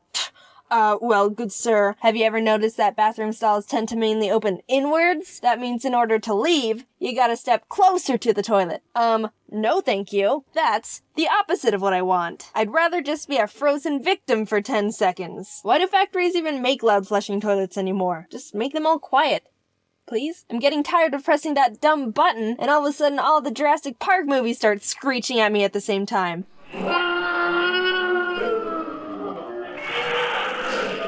I'm slowly falling into insanity. Speaking of bathrooms, you know those public hand dryer things? The ones where you have to stick your hands in and it blasts air? I can't do those. I have this image in my head where I put my hands in and then some cyborg future handcuffs lock onto my wrists and I get kidnapped by a hand dryer. Like an evil bathroom transformer waiting for its next human victim. Well, too bad, you dumb hand dryer. You can't fool me. And speaking of hands, I am just on a roll with these transitions today. I'm self-conscious of them. No, I'm not just afraid of hands in general. That's chirophobia. I had to look that up. I have this dumb thing where my hands are always cold. Not just like, oh, your hands are a bit cold. They're frigid. It's so bad that I'm actually very nervous about shaking people's hands or giving high fives just because they're so cold. Whenever you meet someone new, you normally shake their hand. Well, I don't want to shake their hand if their first impression of me is going to be, hi, I'm Jaiden. Boom, I'm secretly an ice witch, and you've just been cursed with the power of 1,000,000 ice cubes. How about instead of shaking hands, we just do finger guns? I like that idea much better. Like, we've all been in that situation where you have to say bye to someone, and it's like, well, shoot, am I supposed to shake their hand, or hug them, or whatever other confusing goodbye motion? Just do finger guns. Less confusion. And contact. I'm sure the misophobes can agree with me on that one. And with high fives, normally it's not that bad, but I still try to minimize it to the least amount of physical contact as I can. Someone goes, high five! And I just smack their hand as fast as possible. It's weird and noticeable sometimes, but trust me, I'm doing you a favor. What else can I be stressed about? Time limits in video games. The less amount of time, the worse it is. I just can't stand the feeling of a constant, you better hurry up and complete your mission, you only have a limited amount of thinking time, every action you do that has no impact on furthering your path is a mistake, you're doing everything wrong and your inevitable punishment is steadily approaching. Even in Mario. I mean, it doesn't affect me too much because the timer is up in the corner and not in your face like some games, and there's typically a lot of time, but as soon as that music gets faster, oh boy, everything just got intense. Oh, I'm in trouble now. Time to sprint. No time to look for secrets or nothing. I'm about to have an aneurysm here. Our lives are a time limit when you think about it. Back when I was a kid, I had this Game Boy Advance SpongeBob game, and for the second level, you had to get SpongeBob to the top of Sandy's treehouse by hopping up branch platforms. But the thing was, there were bird baths scattered around, and you only had a limited amount of time to get to the next bath before SpongeBob dried out. I was so scared of running out of time, I never got past the level. I stood at the bottom, just sitting in the bath, occasionally stepping out only to get extremely panicked to see the time start ticking down and hop back in. I really want to play that game again. I've gotten better at video games since then, and I kinda want to experience the other 95% of that game. Okay, so since I have zero self-control when it comes to video games and nostalgia, I went out and I bought the game. I bought the game again because I wanted to play the level and prove to you that I can beat it. So yeah, I'm just gonna... I have my Game Boy and I'm gonna play the level. Look at this nostalgia though. I haven't played this in how many years? At least 10. Oh my god. What am I doing? This is one of those games where it didn't even save your progress. You had to enter a password. Oh my god. The pressure's on, actually. Look at this. It only gives you 20 seconds. What the heck? That's pressure at the max. Alright. Oh, look at SpongeBob. And then you get, like, the spatulas. People are gonna say, get the... Hey, it's Ari! Thanks, Ari. Should I become a gaming channel? This is totally gaming channel status. Oh no! Just kidding. And, alright, see? Dang. Hot and cold. I don't know what my problem is here. I've just never liked it. If you don't know what I'm talking about, Hot and Cold is a game where you try to find something based on audio hints other players give you. Cold means you're farther away. Hot means you're getting closer. So basically, you're walking around aimlessly while other people are screaming at you. That's how my mind interprets it anyway. I can't cope with the constant input from people based on my every action, and it gets worse when I'm getting closer. With every step, people are getting more and more intense at me, and I feel like something's just gonna pop up out of nowhere and, stab me. You're getting warmer. You're hot. You're steaming. You're on fire. You're in a volcano! Stop! You're freaking me out! I can't handle all this intensity! I just want to run away back to the cold area. It's calm over there. It's chill. Last one I'll talk about here. Before YouTube, and even since I was a kid, I've always been self-conscious about my voice. But for different reasons. When I was young, somehow I started believing, wow, my voice is really low compared to other girls. People are gonna think I'm a boy. That one didn't make too much sense. I don't know how I came to that conclusion. I don't believe that one anymore. But recently it's been more of, my voice is weird and awkward and mumbly, and I don't like it. I'm really reserved, so I think since I never did much talking, my voice wasn't able to develop as much and get as strong as it could be. It's funny, when I first started making videos, when I had to sit down and record, which back then only took like 15 minutes, which I wish it only took 15 minutes to record audio now. But even after those recording sessions, my throat would hurt and end up being really sore because I wasn't used to talking that much for that long. It was kind of pathetic. But now it takes literally 6 hours to get my audio done, so I've come a long way. I've been swaying back and forth between being self-conscious and just being okay with my voice because I still think it's a bit too mumbly and weird. But I've been reading some comments like, oh, Jaiden, I really like your voice. Which, I mean, thank you. But I don't really see it. But if you enjoy it, then I'm glad. My vocal cords say thank you. Thank you. There's a bunch of other things I wanted to talk about that I didn't get to mention, like phone calls. I can't really handle phone calls. This day and age, people seem to only call if they need something or along that line, and I just think, what do they need? What are they gonna ask me? What if I don't have an answer? What if I waste their time? I don't know what they want from me. The possibilities are endless. Oh my god! And then I end up not picking up the phone. And just freak myself out. Also, eating food in front of people. I know that one's a bit more common, but I'm really, self-aware about that too. I feel like someone's gonna judge me on what I order and how I eat it and other nonsense that practically no one does. Yeah, I don't know. Maybe I'm a freak for being nervous about so many things. Maybe I'm not. I don't really know anymore. Talk to you later, bye. I'm doing finger guns. Jaiden! You already talked about dumb things you're nervous about! Why are Oh, you think I'm done? I'm just getting started! Yeah, no, I'm not done. There's more, sadly. If you're semi-new here or just haven't watched the first video I made about things I'm freaked out about, you don't need to watch them in order. Don't worry about it. It's not like you have to study up to watch these things. I'm not gonna pop out halfway through like, pop quiz! In the first Irrational Fears video, which video game from my childhood did I finally beat after 15 years? Answer incorrectly and you have to restart your computer. That's the punishment for not being up to date on every single one of my videos. But it would be cool if you went and watch it afterwards or something. Whatever you want, it doesn't really matter. It's fine, I don't really care. This is how you play hard to get, right? Let's just jump right into it. Things that freak me out / generally make me a bit nervous, part 2. Interacting with people. I feel like a lot of you can probably relate. I actually got curious to know the ratio of introverted to extroverted people, and apparently around 50 to 74% of the population is extroverted. Now that's a big estimation gap, but I thought that was kinda interesting because the majority of the comment sections on my videos are full of introverts. Looking at the bigger picture here, it kinda makes sense though, because all the extroverts are probably just out being with people in the real world. Like extroverts. Well, anyway, as a fellow introvert, I avoid interacting with people as much as I possibly can. If there's an option for me to just not talk to people, I'm down. I'm talking about strangers and people I don't really know, by the way. Don't get this picture in your head that I just want to live on the floor of my room by myself in the dark with no friends. You probably weren't thinking that.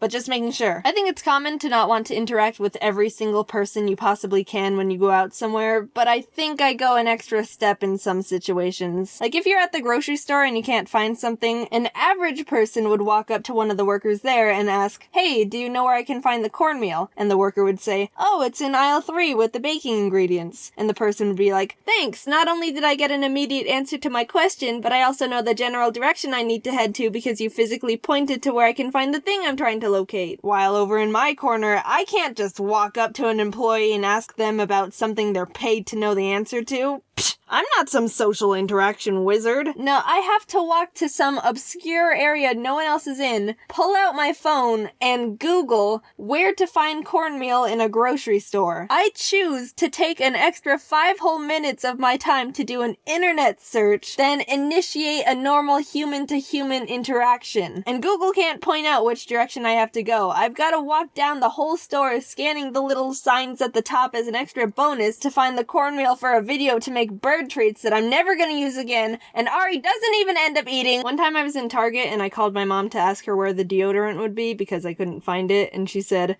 "How should I know? Ask someone there. Why are you calling me? I'm at work." And so I left without buying anything. Which is also a tangent little fear, going into a store, looking around, and leaving without making a purchase. I feel so shady, like the workers probably think I just committed a steal. Then you try to balance it out or something by looking extra friendly and smiling at the people. "Howdy ho there, I didn't steal. No need to worry about me. I'm a law-abiding citizen who pays for things." But then it's the whole thing well, hypothetically, if I were to actually want to steal something, I would try to not look shady by smiling at people "Yep, totally didn't just rob you." So they probably think I am stealing by smiling at them, and I'm confirming their mind even more. People who work at stores. If you see someone walk in and leave without getting anything, do you assume they stole something? I haven't had a job like that before, so I don't know the thought process you guys have. I just want to know if this can be something I don't need to worry about anymore, and I'm just overthinking everything like I normally do. Please help. Since we're on the topic of socializing with other people, if I do find myself in a conversation with someone, I worry a lot about not looking like I'm paying attention to them while they're talking. I hate it when I'm trying to tell someone something and they're just looking around, they check Twitter a few times, totally not looking like they want to be there. Dude, you're gonna miss out on this stellar conversation I'm having with you here that could totally maybe change your life. I'm just kidding. I don't have anything to say that could change anyone's life. But they don't know that, so they're risking that possibility. Also, another side tangent, the word stellar. It's a good word. Why don't people use it more? I vote everyone says stellar more often. Stellar is stellar. That was a public announcement. So that's 2 things on your to-do list now. Go watch my Irrational Fears Part 1 video and say stellar more.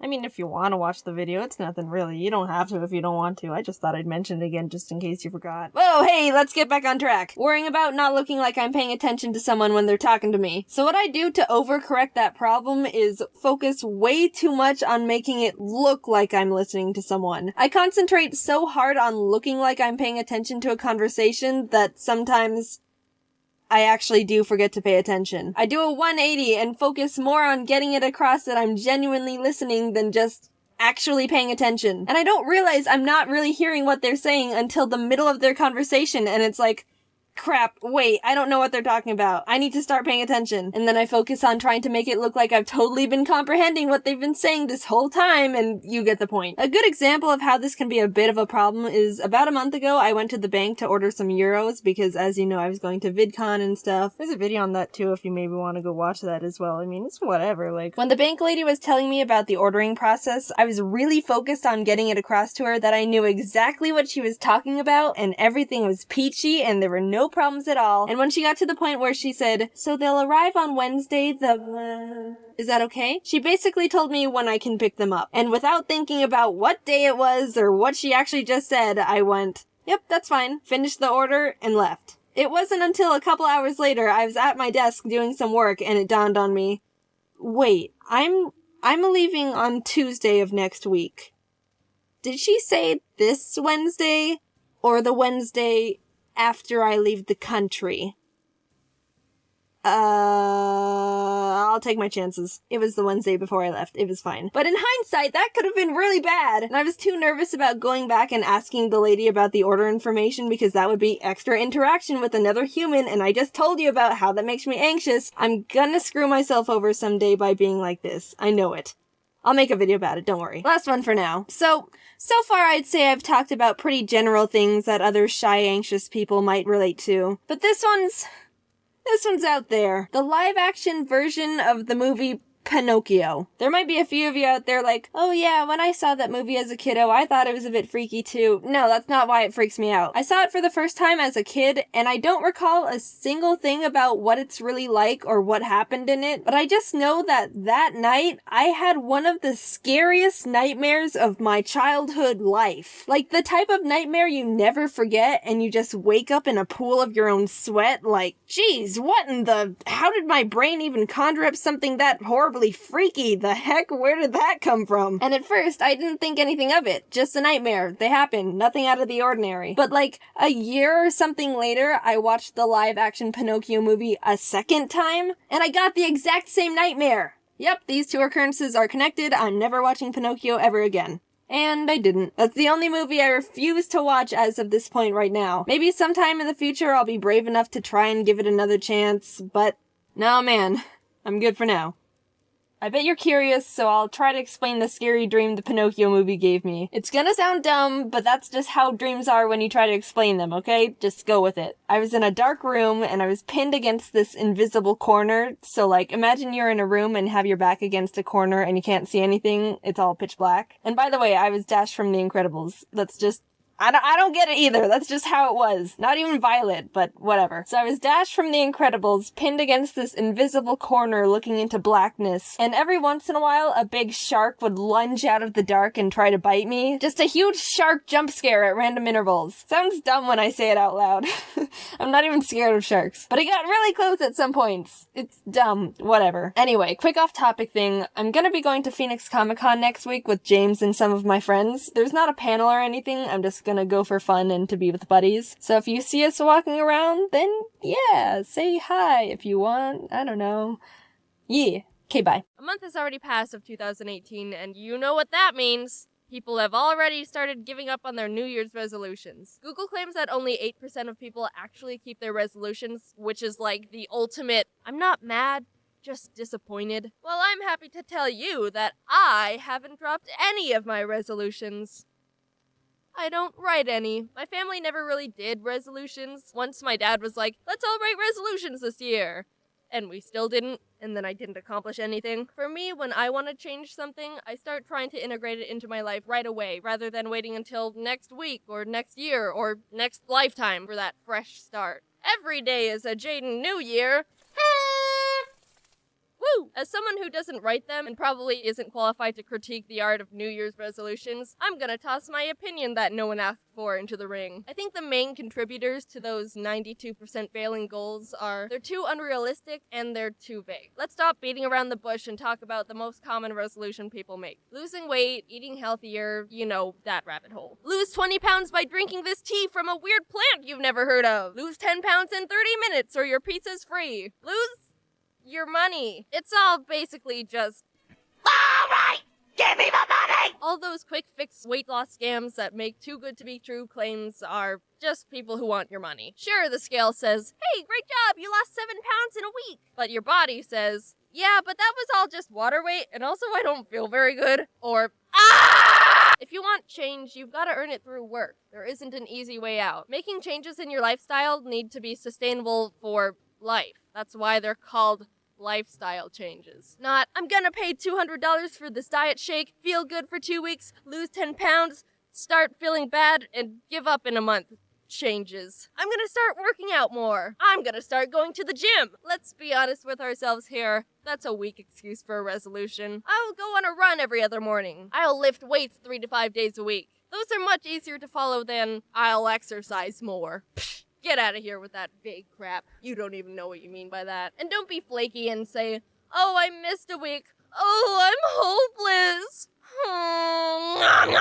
You're not going to be perfect for a whole year. Take a breath, chill, and keep going. I'm saying that to myself just as much as I am to you. I've been trying to be more self-aware about when my brain just wants to turn one little mess up into an excuse to stop something entirely. I'm getting better at slowly ending that habit. I grew up doing a lot of sports. Soccer, martial arts, tennis, competitive Pokemon. I know my way around the gym. But I dropped it all my last year of high school to focus on YouTube and art. I didn't care about what I ate, and combined with not moving around much, I started feeling pretty crummy. So I ended up turning to what most people do when they reach a similar problem.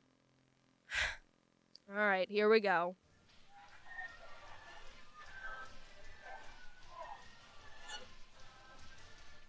Let's talk about home exercise videos. Why are so many of them so fake? The weird hip-hop music and the smiles that are a bit too wide. It might just be the plastic surgery, but it all makes me feel uncomfortable. I get that instructors want to make exercise seem fun and all that, but it feels super condescending to me. How the frig do they do entire workouts smiling and talking and making cheesy eating pizza jokes? Alright, now hold that squat. Ooh, feel that burn in those quads. I'm smiling and articulating everything perfectly, and I totally know you're panting like a dying animal over there. Don't think about that leftover pizza in the fridge.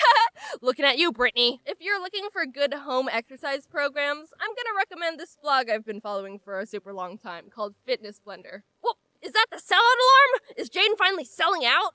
No, turn that thing off. I've never talked to Fitness Blender. They're not paying me to say this. They don't even know I exist. It's run by this nice couple, Daniel and Kelly. They're super down to earth and have a really healthy view on fitness and wellness. You can tell they know their stuff. All their exercise videos and tips are completely free. And if you want to use one of their written programs or meal plans, they're like $15. And they don't have that dumb music in the background of their video. If you're just starting out exercise, it's gonna hurt and or suck for a bit. If it doesn't, you aren't gonna see changes. Well, okay, don't murder yourself. Be smart about it. But your body is gonna complain for a while, and that's good. There's plenty of activities you can do. Playing a sport with friends, walking your dog, a casual battle to the death, squats. And respect your starting point. When I first started trying to get back into working out, I was just... Okay. Alright, I got through it. Alright, we're done with our warm-up. Grab a quick drink of water and we'll get right into the workout. But just stick through the beginning because that's literally the hardest part. Raise your hand if you're sore! Ha! Trick question, you can't raise your arms. They're jello. Don't forget that exercise is only a quarter of the health journey. What you eat is the biggest variable to all this life-changing athlete hippie mumbo-jumbo. Eating right is like straight-up magic. You feel amazing. It's the closest thing to drugs that isn't drugs. There's a difference between being thin versus fit versus healthy. Kinda like Venn diagram style. Someone could be thin, but that doesn't mean they're at all healthy. Someone could be super swole and buff, but eat junk 24/7. And someone could be eating super healthy, but not have the body of a supermodel. There's a healthy range of everything. I used to have a really bad relationship with eating. I've talked about it before. In college, I developed an eating disorder and a fear of eating food, and I would go like an entire day eating almost nothing. No, Jaiden! You think that eating 600 calories a day is just gonna float you to all your hopes and dreams? Nope. It's just gonna give you headaches and emotional breakdowns. You can trust me. I'm from the future. Also, learn what Bitcoin is and invest everything you can into it while you still can. I wish there was more information being taught on the dangers of eating disorders, because if I knew about that whole mess 3 years ago, I would have been like, whoa, okay, never mind. Let's do a 180 here. This ship is whack. I'm getting out of here before it controls everything in my life. You can't abuse your body and expect anything good to come from it. Man, I feel great. I could totally run a marathon and write an essay right now. I'm so energized and my brain is so clear. Thanks for feeding me literally one grape. You don't go to the gas station, pour a cup of gas into your car, and then try to drive to China. Eating less than your body needs to physically survive accomplishes nothing. It might seem like it's working in the moment, but honey, you've got a big storm coming. Please try to end it as soon as you can. I'm not at all trying to shame anyone going through rough times with their self-image. I know it's a really hard thing to fight against. I was pretty far gone when I was struggling, and even though I'm in a much better place now, I do still have bad days. What helps me is trying to separate logical thoughts from the bad ones that fuel the irrational fears. They're not here to see you succeed. They're just the dumb brain versions of those TV and email scams where they're like, hey, give me your credit card info, social security number, and mother's maiden name, and I'll give you $1 million. I won't literally destroy your life. I'm just your friendly neighborhood Nigerian prince. It's all more simple than you think. Eat healthy when you can, fresh fruit, vegetables, whole foods, and it's okay to treat yourself every once in a while. Don't say, I'm never eating sugar for the rest of my life. You're setting yourself up for failure there, and end up pulling a James. Exercise as much or as little as you're ready for, and be mindful and respectful about how your body feels. Little changes go a long way. Remember, you're doing this for you. And don't play that dumb hip-hop music while you work out, or I swear to Hercules, I'm gonna run someone over with an exercise bike. Hey, it's been a while. Sorry. Anyway, I don't know if you've seen yet, but the Fine Bros made a reaction video on me. I've already seen it and had a reaction, but I don't think I'll be making a I react to people react to me thing. I know a lot of people wanted me to do that. I enjoyed the video. They said some nice things. I hope you see it. And thanks to the Fine Bros for thinking I'm someone worth reacting to. This video took a bit longer to get done. This year's actually going to be pretty busy, and we've got some special things in the works for you in the future. I'm really trying to up the quality of videos and not die in the process. I used to be super strict on uploading every 2 weeks, but it's really not sustainable for my mental health or my health in general, so the videos will just be done when they're done. If I could post more, I definitely would, but I care more about the quality of videos than a certain schedule. So yeah. Also, I hope you liked the video. Stick to your resolutions, keep working towards the person you want to become, and take care of yourself. I'm working on all of that stuff too. Okay, bye. Welcome back to Random Thoughts. This time, part 2 edition. I want to talk about random things that cross my mind, but can't stretch them into their own video, so I'm shambling them all together to make a weird video that's a whole caboodle of nonsense. If you haven't seen my first Random Thoughts video, you don't need to watch that one first to understand this one. Thinking about it, you could pretty much jump in at any point of either of these videos and you'll be fine since it's nothing but a melting pot of balderdash. Thesource.com is giving me a rainbow of colorful words today. Poppycock. Are there limits to what you can call a fork? There's 3-pronged forks and 4-pronged forks. Can a knife be classified as a 1-pronged sharp fork? You use them both to stab things. Well, I guess knives are more slicing and cutting. Can a sword be classified as a 1-pronged super sharp fork? Those things were definitely both created to stab. Can a fork fall in the category of a tiny, really dull 4-pronged sword? Is there a spectrum of fork to knife to sword? Back in like the Renaissance era, what if rivals said, "Sir, I challenge you to a super sharp 1-pronged fork duel"? Or even, what if, "Sir, I challenge you to a dull 4-pronged tiny sword duel"? Oh no! He brought a less dull tiny 1-pronged forked sword! So you know bananas? Those yellow things? I don't know about your life, but I always grew up not eating any bruises on bananas. There's nothing wrong with bruised bananas. They're the same as any normal, non-bruised banana. I think. I just did research, as in the first result on Google, and it says for bananas to ripen, they start to make a hormone called ethylene, which sounds like an ingredient in gasoline, but it's not. It's what turns bananas from their super gross green bitter phase to the softer, sweeter, and quite frankly, more superior yellow phase. Yay, ethylene! But apparently, ethylene doesn't know how to chill out, so even when a banana's at the perfect ripeness, the ethylene is like, no, I think we can keep going. I think we can be even more ripe. What's the worst that can happen? So the banana just tries to infinitely get more ripe, which is what eventually turns it mushy and brown. No, ethylene. And isn't that just a metaphor for life? You can't endlessly chase the image of banana perfection you have in your head, little banana. You should try to stop and appreciate the ripeness you're at every once in a while. Or else you'll keep working towards something unachievable and get all mushy. Banana body positivity. Unless you're a green banana.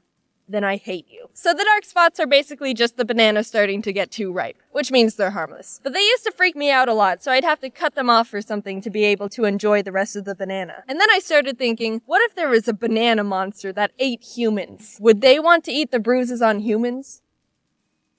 Ah, splits, this one has a bruise on it. You know those parts are still edible, right? I don't like them. I think they taste gross. Here, you can just cut off the bruises. It's fine.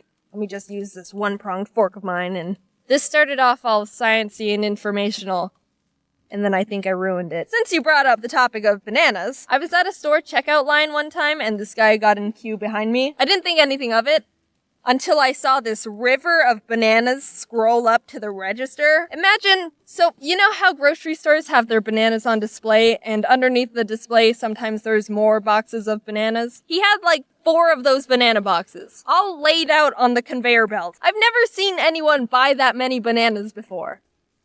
You know you have to eat all those in a certain amount of time, right? With the ethylene and all that. Is this your first time buying bananas? I looked up to see who this hero of a man was, and we made eye contact, and I didn't know what to do, but I felt like I had to say something because I was so proud of him, so I just went, yeah, bananas are my favorite too. What are fish's opinions on water currents? Do you think they think they're annoying? Welcome home, fish dear. How was your day at the office? Ah, fish wife. The currents were pretty strong today. I was swimming to fish work, and the currents swished all my fish papers out of my fish hands. I mean fins, so I was late. Our fish neighbor, Benjafish, crashed into me on my way as well. Currents were too strong for his feeble fish body. You know him in his old fish age. Oh, fish frick. Fish wife, there's no need to use that type of fish ling. This is stupid. But are strong water currents for fish the equivalent to, like, strong wind for us? Wind is my least favorite weather. People with long hair can understand. Or do you think they're more like fun amusement park rides? Or at least slides? Like in Nemo when they were with the high turtle? That seemed like fun. I can imagine a fish charging fish money to let other fish go down the river stream or a little waterfall. Fun for the entire fish family. Fishny world. But then I remember those clips of salmon trying to swim upstream against the water to go have babies, and that whole ordeal just seems like an inconvenience. Especially because bears. Oh, fish frick. Are we all just brains wearing human meat suits? Let's pretend there's a fountain of youth somewhere. Let's pretend that's a real thing. Do you think that if you sat in it too long, that your fingers would get wrinkly? Ha! Get it? Because water makes your hands. Do you think if you sit in it for too long, you'll eventually just turn into your mom and dad because before you became a human baby, that's how you originated? If you wait even longer, do you become your grandparents? Can you keep going until there's several medieval villages of ancestors sitting in this fountain? Can we reach amoeba phases? RNA in the primordial soup? The universe itself! I talked about keeping a little list of these random thoughts as I think about them over time in part 1, and this point just says, why are bugs always pregnant? With no other context. So, I don't know what to talk about here, or what past Jaiden was even thinking when she wrote that. As a kid, I would daydream a lot. In 4th grade, sometimes I would make up this scenario in my head where I would be in school, like any normal day, and in the middle of class, I would magically be turned into a dog. Stay with me here. I'm not a furry. So I was transformed into a dog somehow, and I imagined that I'd get up from my desk, walk up to the teacher, and say, "Can I go home? I'm a dog." And that would be my excuse to get out of school. Haha, smell you later. So what's it like to be a normal kid? I feel like the majority of people would just try to pretend they're sick or something. Me? Nah, being turned into a dog would be the most logical and easiest way to get out of school. I didn't even have a follow-up plan for after I got out of class. I'd go home, and then what? Just be a dog for the rest of my life? Obviously, I had to be a dog that talked, so maybe I would have became a super famous talking dog. But scientists might want to take me away and run tests on me and my weird human dog brain. All I wanted to do was get out of class! I'd probably end up daydreaming about turning back into a human to get out of dog experimental lab class. Or I could just pretend to be sick like a normal science experiment test subject. So a few videos ago, I talked about wanting to collect those 3 polka dolls, and guess what your girl did? I finally found them, and they're sitting on my desk, and they're my greatest achievement. I found a septile a while ago, but like a week later, I found someone selling all 3 at the same time, and I was like, whoa, okay, here we go. At first, I asked if they could just sell me the Blaziken and Swampert, and they said no, and I was like, ugh, but I bought them anyway. So I have this extra septile polka doll, and I decided to just give it to someone. So I'm gonna do a little fun game. If you want the septile polka doll, just tweet me a funny reason why I should pick you to send it to, and the funniest tweet, or the tweet I like the best, will win. And do like hashtag Jaiden doll so I can semi-organize everything. I'll choose the winner in like 3 days. Last time I asked you to tweet me stuff, Twitter was like, whoa, you're getting a crap ton of notifications. How about you chill for a bit? And I was like, no, Twitter, when I say I want pet pictures, I want to see the pet pictures. That was a really fun week. Also, one last thing real quick. There's new holiday Christmas merch in the shop if you dig that kind of stuff, and everything's gonna be 25% off for a while. So yeah, that's cool. Thanks for listening and can't wait to see my Twitter be a mess for another week. Bye. It's that time of year again. Cold. And I already know what you're gonna say. Jaiden, you live in Arizona. You don't get to complain about the cold. And you're right.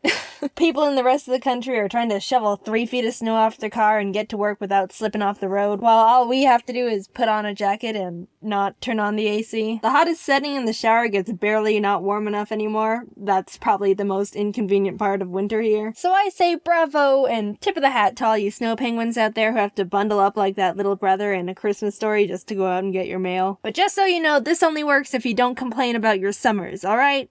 Deal. So growing up in Arizona means I haven't really experienced winter, or any seasons for that matter. Everything's hot, and then everything dies. That's our seasons. I always wanted to be in a place where all the leaves get really pretty and colorful before they die. So anyway, our winter is based more on the holiday seasonal feeling. Personally, my family celebrates Christmas, so instead of thinking of winter as being snowy and all that jazz, I think of it as Christmas trees and pretty lights and really good smelling candles. Like really good smelling candles. I love candles! I like to go into shops like Yankee Candles or Bath & Body Works or any type of candle store just to smell all the candles. And the titles are so sweet sounding too, like warm vanilla sugar and maple cinnamon pancake and 1,000 wishes. I don't even know what 1,000 wishes would smell like, but man, does it get me in the jingle mood. Off topic, some titles aren't good. Like one time I went into the shop and they had a candle called Mantown. Like, dude, that doesn't seem like the type of smell that people would want in a candle. I'm just so stuck between Magical Frosted Forest and Mantown. And also, bacon. Bacon? Come on, candles are supposed to make a room smell good and fresh, not like greasy pig flesh. Ugh! By the way, I did smell them and was not pleasantly surprised. Sorry, I had to get that out of my system. We're moving on. So if I wanted to have a genuine white Christmassy winter experience, I have to travel someplace other than where I live. And luckily, I have family that lives in snowy places. My mom's side of the family lives up in Canada, and my dad's sister's family lives over in South Lake Tahoe. Both places are hardcore snow areas. I'll talk about Canada first. It's been a while since I visited my Canada family during winter, which I mean makes sense. I normally visit them during the summer because compared to Arizona, their weather during that time is freaking perfect. But one year when I was younger, we visited them for Christmas. It was the first time I got to play in snow, and I had a blast just running around with my cousins. We even made our first snowman. Well, my first snowman. We didn't have a top hat, so we used our grandpa's golf hat, but we forgot about it, and it blew away, and we never found it. Sorry, Grandpa, I hope you forgive us. Rest in peace. Golf hat. Overall, that winter was really great. 10 out of 10. Would white Christmas in Canada again. Now let's talk about South Lake Tahoe. My parents really like skiing, and Tahoe is a great place to do that. Like, everyone there loves winter. Everyone. You're not allowed to not like it if you live there. My aunt and her friends even do the crazy stuff like jump out of helicopters and barrel down snowy mountains and say gnarly. Props to them, they're really cool. So we visit them maybe once every year or two for a couple days to ski and stuff. I get kinda nervous with skiing, but it's still really enjoyable. And the more you do it, the more comfortable you get throughout the day. Just do the pizza french fry thing and you're good. But I didn't bring up skiing in Lake Tahoe for no reason here. Most times we visited were really awesome, but one year year was traumatic. I was maybe 10 or so. We were all skiing together, everything was good, it was a nice day of pleasant winter fun. Near the end, we decided to do one last run before we head back. My dad, I've seen a few comments saying, Jaiden, you haven't talked about your dad before. Is there some deep, depressing story behind that? No, you're just looking too much into it. He's right here. Hi, Dad. So my dad takes my younger brother Jax and me to go on one last hill, and while we were waiting in line, I looked up at the mountain and thought, this trail seems a little big compared to the others we've gone on today. But being a naive little kid, I didn't say anything because I just trusted that my dad knew what he was doing. We got to the front and we were waiting for the lift to sweep us up, and I noticed this chalkboard that said, Advanced Trail! Just look at it! And that made me go, even more. Dad, that chalkboard says advanced. Scoop, too late now. We were sitting on the ski lift and it seemed like it was taking forever to get to the end.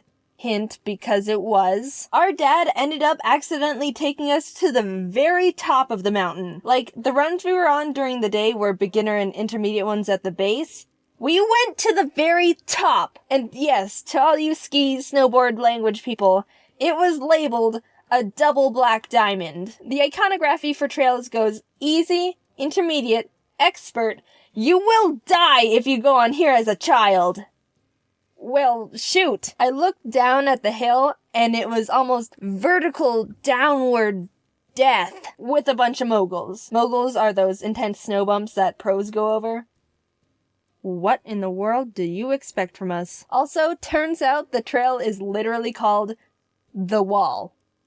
Beautiful. My dad realized he made a mistake and was in the middle of trying to figure out what we should do when suddenly my brother just starts going. Like, he just starts going straight down the mountain. And my dad starts freaking out and screaming at him, Fall! Fall! Because that's what you're supposed to do to slow down when you're going that fast. You can't really do anything else. So my dad's screaming, Fall! Fall! At my brother as he's going sonic down this frickin' mountain. He eventually does and starts doing this sprawled spinning motion. Like, imagine if you took a starfish and frisbeed it. I think that's a good visual representation. He does start slowing down and people on the hill go to help him. So you think that's scary? Imagine what I was thinking during that time. Hello? I just watched my brother starfish down this mountain, and now it's literally my turn. Nowhere to go but down. Like, what? That's like the ultimate stuck. As I was preparing my last thoughts until imminent disaster, a nice bystander came up to me and said, Here, we're gonna get you down from here. Let me help you. I end up inching down this frickin' wall of a mountain on my butt and skis with this stranger helping me. It must have looked really weird if you were just skiing by. Like, what? Why is there a little girl on this trail? And why did she have the look of childhood trauma in her eyes? Eventually, we got to the bottom safely. It took a long time. My brother was alright too. My uncle actually caught up to him and Jax got to stand on his skis and pretty much be escorted down. And I remember being really jealous because I had to tough it out and go down manually while he basically got a free ride. After it all, my parents were like, Oh, we're so sorry, oh my gosh, but oh, you did so well. We're so proud we got through it. But I was really mad. My dad wanted to get us shirts from the gift shop that said, I survived the wall. But I was too salty to want anything. So yeah, that was that. We were actually lucky not to have gotten really hurt or anything. Like, I literally thought my brother passed out during his starfish moment, but he's all good. And also, when I was animating the story, I realized that the way I presented the guy that helped me kind of sounds like, oh my gosh, Jaiden, stranger danger, you could have been took. So I should probably clear up that my dad was like, there, so he would have seen if the guy just decided to pick me up and be like, I'm gonna walk away. Plus, kidnapping a kid on the top of a mountain isn't the most ideal location to do that, I think. So, yeah, he wasn't the danger of the story if you were thinking that. Happy Christmas, Kwanzaa. Hello everyone, I am with Tony V Tunes. Hey guys, Tony V Tunes here. And we decided to do a collaboration, so we have one video here and one video on his channel, so after this, you can head on over to Tony's channel, link is in the description, and watch that. What are we doing? Today, we are going to be doing the funny stories tag made up by you, and some questions on Google or whatever, and yeah. Alright, so the first question is, what is your funniest... Okay, cutting that out. What is your funniest gaming moment? I have a really funny gaming moment. I think it may be up on YouTube, I'm not sure, but, I was playing Portal with my friend Gabe, and he's probably watching this. Hey, Gabe. I was playing Portal with him, and we put up a light bridge, if you know what that is. We put up a light bridge, and then we dropped one of those balls down, and the ball was, like, balancing on this super tiny, skinny light bridge, and we were dying laughing because this big ball was like rolling all the way to the end of this extremely skinny light bridge. It was the funniest glitch ever, and I thought it was hilarious. I don't really play Portal, so I'll have to try and see if that's up there. You must play Portal. Okay. Next question. What has made you laugh so hard that you choked or couldn't breathe? Once when I was really little, I was in my parents' room and we were watching cartoons. I was with my mom and we saw like this little bug on the floor. I didn't know what it was. It kind of looked like a caterpillar.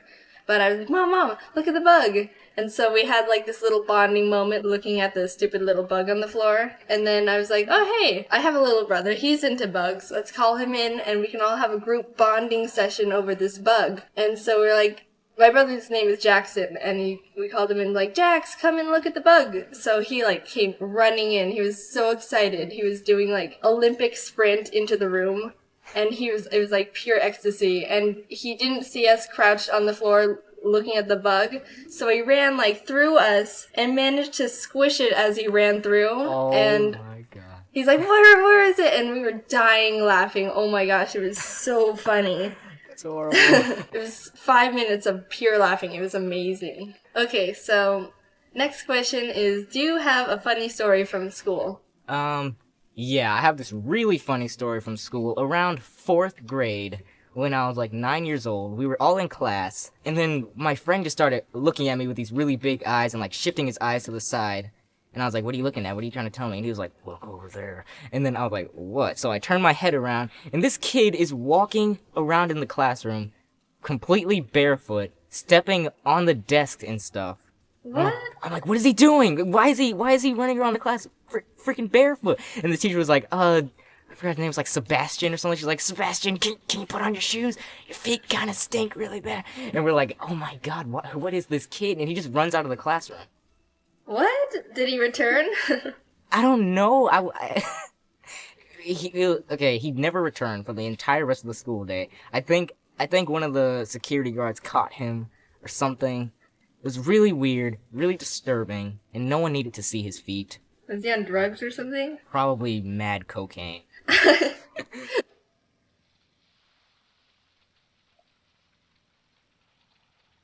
This is your brain on drug. Any questions? Okay, so one time when I was in 6th grade, we decided to take a class bathroom break. Did you ever do that in your, like, elementary school days? Where you would all get up in a class, and you get in a line and you walk to the bathroom. That's really weird thinking back on it, but that was, like, normal. So we were all standing in a line outside the bathrooms, and we saw the principal starting to walk by us, and the teacher was like, okay, class, if the principal compliments you on how good your behavior is, you all will get a piece of candy. And we're like, oh my god, we all want candy. So we were all like standing straight in a line. We were like army soldiers. And when the principal walked by, she stopped, and she was eating a banana. She took a bite of her banana, and she said, this is a good banana. And she walked off. And one kid was like, she complimented the banana and not us. That's sad when a banana has better behavior than you guys. It was a mean principal, though. Like, one of those, like, 3-foot tall, really intimidating people. That's exactly my principal. So the last question is, what is one of the best stories with one of your best friends? Well, I used to play tennis. I stopped almost a year ago to focus on animation and stuff. So last year, I was practicing with my friend Rachel, and we were in a doubles team together playing against a couple other friends, and there was a really good point, and it was like amazing gets, and we finally won it. We were like, yes! And we were complimenting each other, and we went for a high five, and I missed her hand, and I smacked her in the face, and it wasn't like hard. I didn't like smack her really hard, but it was hard enough to be really surprising, and we were both laughing a little too hard, and we couldn't play after that. It was too funny. Oh my god. So, around the time I was like 13 years old, me and my friend, we were playing tag for some reason, and I was chasing him, and he, like, did this really epic slip on and like a pebble or something. You heard, like, the whole sound when he went up. His whole leg went, like, a full 90 degrees up in the air, face planted on the ground, and I was dying laughing. He probably didn't have as much fun as I did, but I was laughing hysterically. Okay, so that was our funny stories tag. Let us know if you have any funny stories in the comments. Make sure you go over to Tony's channel, watch our video on the scary stories Would You Rather. Spooky, scary skeletons send shivers down your spine. And subscribe to him as well. Yeah. Alright, so thank you for watching, and I will see you all later. Bye. Bye. Yo, yo! I hope you guys enjoyed this collaboration. Now you can stop leaving hundreds and thousands and millions of comments about it everywhere. So don't forget to click that like button. Also, I would like to say a very happy channel anniversary to everyone.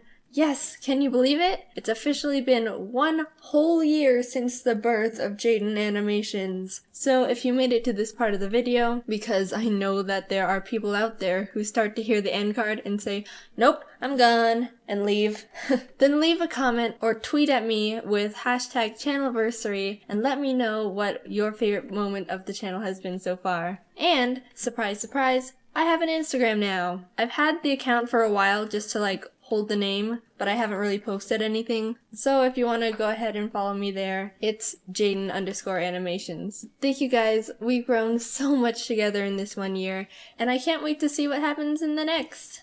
Bye! Reading, books, libraries. It's all boring. I don't know if that's an unpopular opinion or not. When I was growing up, it was pretty normal. But now I always hear people gush about how great it is to bundle up in a warm blanket with, quote, a good book, while the faint light of the fall evening peeks out of their cracked windows and hits their collection of plants perfectly. They've got a warm cup of chamomile tea they've prepared with the Keurig they use daily, and actually it's a funny story. They were about to get one at Target because they were on sale, but they received one as a gift instead. What a coincidence. And they have a cat. I'm not saying that isn't a poetic life you've got going on over there, but I still don't like reading and have a cat allergy. It's kind of complicated. The thought of reading sounds really nice to me. It's supposed to be calming and good for your brain in some sort of way. I don't know how exactly, but people repeat it all the time, so it might be true. But I think I've got some weird reading PTSD from school because the other part of my brain thinks about how boring and slow and too quiet it's gonna be, and I feel like I have to take notes and memorize things and identify the plot points and know the names and symbolisms and To Kill a Mockingbird. And oh god, was I supposed to read up to chapter 7 by Thursday or through it? I used to love reading. I still have the strong memory of going to my elementary school's library and being excited to check out the next Geronimo Stilton book because I loved the pictures and fun text they had. They always wrote the word cheese like this, and being able to read books that had more than 10 words on the page was impressive to a 6-year-old. Whenever I found a book I liked growing up, I would read it non-stop. I was able to crush a 300-pager in 2 days, which I don't think is considered impressive anymore, but it was in 5th grade, and look, that was the only self-worth I had, alright? But when school started making us read books by force, it kinda took the fun away from me. I don't like being told what to do with my free time, especially if you're gonna make me read a book written in the 1940s that I need cliff notes to decode just to realize that all the animals were communists. Also, it's 20% of my grade. I get it, though. What else are we gonna do in English class? We can all understand each other, right? We're speaking English. That's gotta count for something, right? But the more I had to read really cryptic books in my spare time where the symbolism is in the color of the main character's curtains, and I'm not even observant enough to realize they had curtains, led me to not really having fun and also feeling like an idiot. I like my subtlety like I like my coffee. Splash in my face. How am I supposed to know what the A stands for adultery? I don't know. It could mean a woman for all I know. asparagus. But all that isn't anything new. Everyone complains about English assignments. Everyone hates reading the Scarlet Letter. Everyone thinks school should die. However, something that also locked in my disdain for reading was my mom. Hi, Mom! Of course, as a parent, you don't want your child to do nothing but play video games all day. That obviously leads to undeniable life failure. So what's the solution? Make them read more. And on paper, I don't think there's anything wrong with that. Honestly, I'll probably use that parenting technique too, when applicable. I think my mom made the obvious good parenting decision. But as the victim here, I believe I fell in the small minority where it had the overall opposite effect. During summer vacation, my mom would always tell me that I needed to read at least 2 books so I don't forget how to read. Whenever my mom would walk in on my brother and I playing Mario Kart together in the living room, she would ask if we've read yet today, which we would respond no, because reading's for chumps. And then she'd lock us in our rooms to be chumps. I started hating reading so much, I would rather do literally nothing than read a book. There were a couple summers where I faked reading entire books because I just didn't want to read that much. There was this one about dragons, I think, called The Secret Country, and I still remember that just looking at the cover would put me in a bad mood because of hatred association. Screw your secret country. When I was being forced to read, I would sit angrily on my bed, open the book, move the bookmark a reasonable amount forward to make it look like I read, and then just sit there for 30 minutes staring at it. It was boring, and I don't know what was wrong with me. I could have had at least a decent time if I just tried to read the dang book, but I guess it turned into a dignity thing. Actually, the ironic part is maybe a year or so later I decided to restart the same book and give it another shot on my own terms, and I finished it in 2 days. It was pretty good. I did it again with another book called Molly Moon and the Morphing Mystery. It's like the 5th book in this Molly Moon series. It's been a while, so I don't really remember the story, but it's about this orphan who can hypnotize people and has a pug. Anyway, it's funky because I actually read the first few books of the series on my own and remember really liking them. I would read them any chance I got, but as soon as I was forced to read this one, I just decided I'd rather literally waste my time and sit alone rebelling against reasonable parenting. But this time I never went back to read it. I think that might have been the point of no return for me. I think the association of reading as a necessity or some sort of punishment has deep-rooted itself in me, and now I just feel like reading isn't fun or I'm in trouble for something even though I live alone. I've tried listening to audiobooks, but honestly, they make me feel really lonely. I don't know why. It might be the lack of visuals. I like pictures.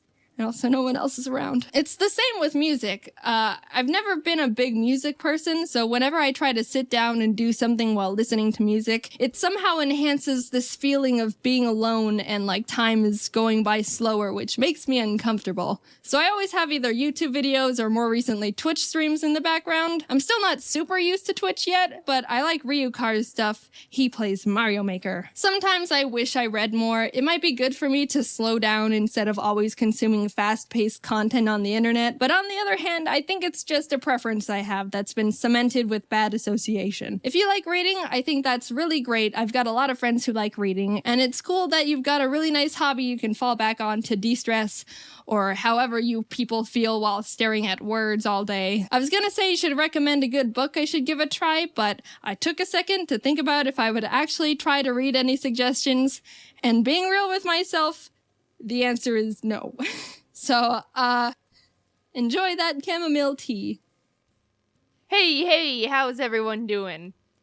At home, I suppose? I'm lucky that I work from home and rarely leave the house, so quarantine isn't hitting me too hard. But to those of you who are outside people needing suggestions, may I suggest watching all of my videos in an infinite loop until we can leave our houses? Or Animal Crossing? I actually recommend that one more. Any mutuals who are playing, send me your friend code because I want to add you. I've been doing this thing where before I open up the game, I'll look at my friend list and see how many people online are playing Animal Crossing. Normally it's 100%. Anyway, however you're keeping yourself busy during quarantine, I hope you're doing well, and thanks for watching my video. Bye.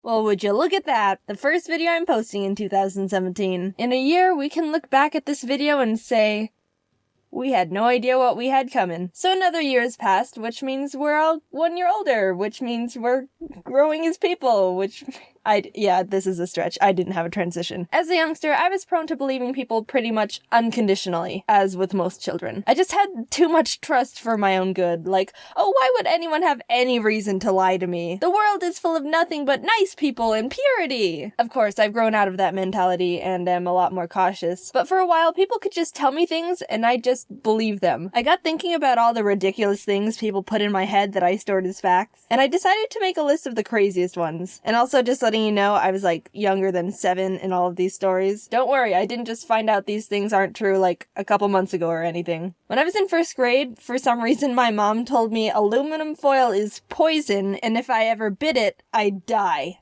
A bit strange, but I think I know the idea behind it. Apparently, biting foil can induce a galvanic shock. Basically, if the foil comes in contact with braces, metal fillings, something like that, the metals will react with each other and create a little electric shock. But all I knew as a kid was teeth, contact with aluminum foil, death. And I was petrified. I didn't even have braces or anything metal in my mouth at the time, so nothing would have even happened if I tried it. I also remember going to school the next day and telling my friend, "Did you know that if you bite aluminum foil, you'll die?" And she goes, "I think I've bit foil before."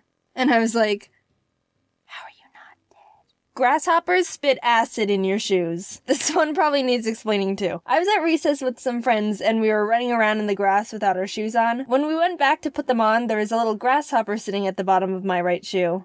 "Guys, look, a cute little grasshopper is wearing my shoe." And one of my friends goes, "Oh my god, grasshoppers spit acid! Get it out!" And then we all start panicking at the fact there was a death grasshopper in my shoe. I looked up why she could have thought that, and it actually is a fact that grasshoppers can spit a brown liquid to protect themselves from predators. It's called tobacco juice, and even though it's slightly acidic, the worst it really can do is stain your clothes. It's pretty much harmless. But oh, dude, no. I had the image in my head of some Breaking Bad hydrofluoric acid dissolve through everything it touches kind of meme. Also, just saying, I didn't mean the drug acid, even though that could be equally terrifying. Speaking of staining clothes, I was at lunch one day with the rest of my class, and one boy took out a bag of pomegranate seeds his mom packed for him in his lunch. A lot of us hadn't seen them before because it's a bit of an exotic fruit, so it caught some attention and we were all asking a bunch of questions about him. The boy said, "Did you know pomegranate seeds can stain your clothes and it'll never come out?"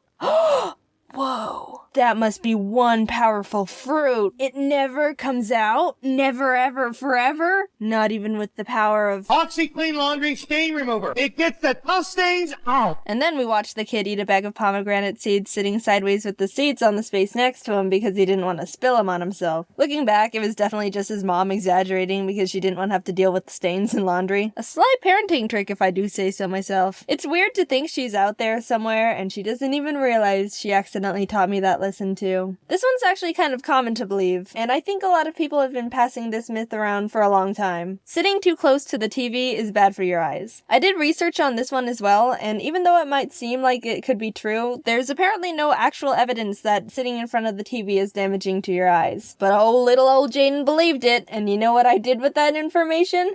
Stand directly in front of the TV. Yeah, for some reason when I was younger, I really wanted glasses. I don't know where that came from, I just liked the look of glasses and wanted them. So when no one was looking, I would go up to the TV screen and stare at it, like 1 inch away from my face. This'll get me glasses. But it didn't work, obviously. I actually have really good eyesight. Maybe standing too close to the TV will improve your vision. But yeah, I'm glad my eyesight sabotage plan didn't work because having glasses just seems like a hassle and inconvenience. Tip of the hat to anyone out there with glasses or contacts or even glass eyes that are annoyed by them. Wish you the best. We people without those things forget how good we have it. This one's a bit related because it's about eyeballs again. If you try to use your eyes to look back into your head at your brain, they'll get stuck and you'll be blind forever. It's a bit of a spin-off of the other eyeball myth of if you cross your eyes too much, they'll get stuck like that. I never believed that one, but I believe this brain one. A friend told me once that if you tried to look at the back of your head with your eyes, you might be able to see your brain, and we spent the whole day trying to do it. Then, when I went home, I asked my mom about it, and she said,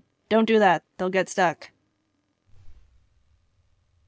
I think I believed it so quickly because if you try, it does kind of hurt your eyes a bit because they're not really supposed to be able to look back into your head like that. And I thought that was like your body saying, "Don't push it, this is a warning." And even to this day, I'm a bit nervous pushing my eyes to their rotation limit. I don't know how else to say it. I know it's not true, but it's still always in the back of my mind.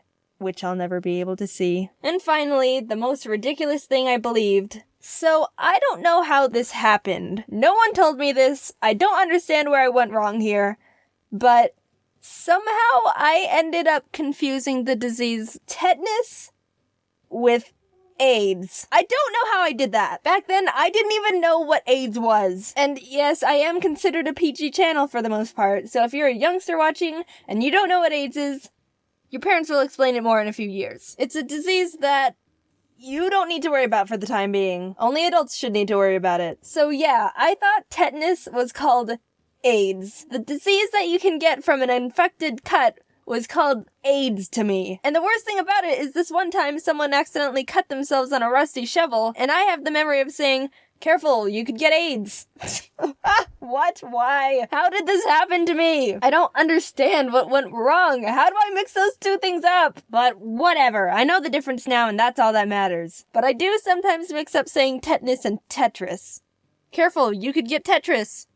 I ended up learning a lot while making this video, and since I debunked a bunch of lies, I'm gonna tell you a truth I found out recently. Real quick, since this is the end card. So a friend asked me, "What's the purpose of pink lemonade?" And I was like, good question. So I looked it up, and I'm not talking about the lemonade from strawberries or any fruit to change the color. Classic pink lemonade. So apparently, pink lemonade originated because a long time ago, way back in the day, there was a concession guy selling lemonade at a circus. And he ran out of water and he had to hurry and find some more. And there was no river or stream nearby. And he found that a performer had just washed their red tights in some water, which turned it pink. So he used that pink water to make more lemonade, and just told people it was a special strawberry type lemonade, and he sold a bunch more lemonade. So next time you drink pink lemonade, the image of dirty circus tight water might pop into your mind.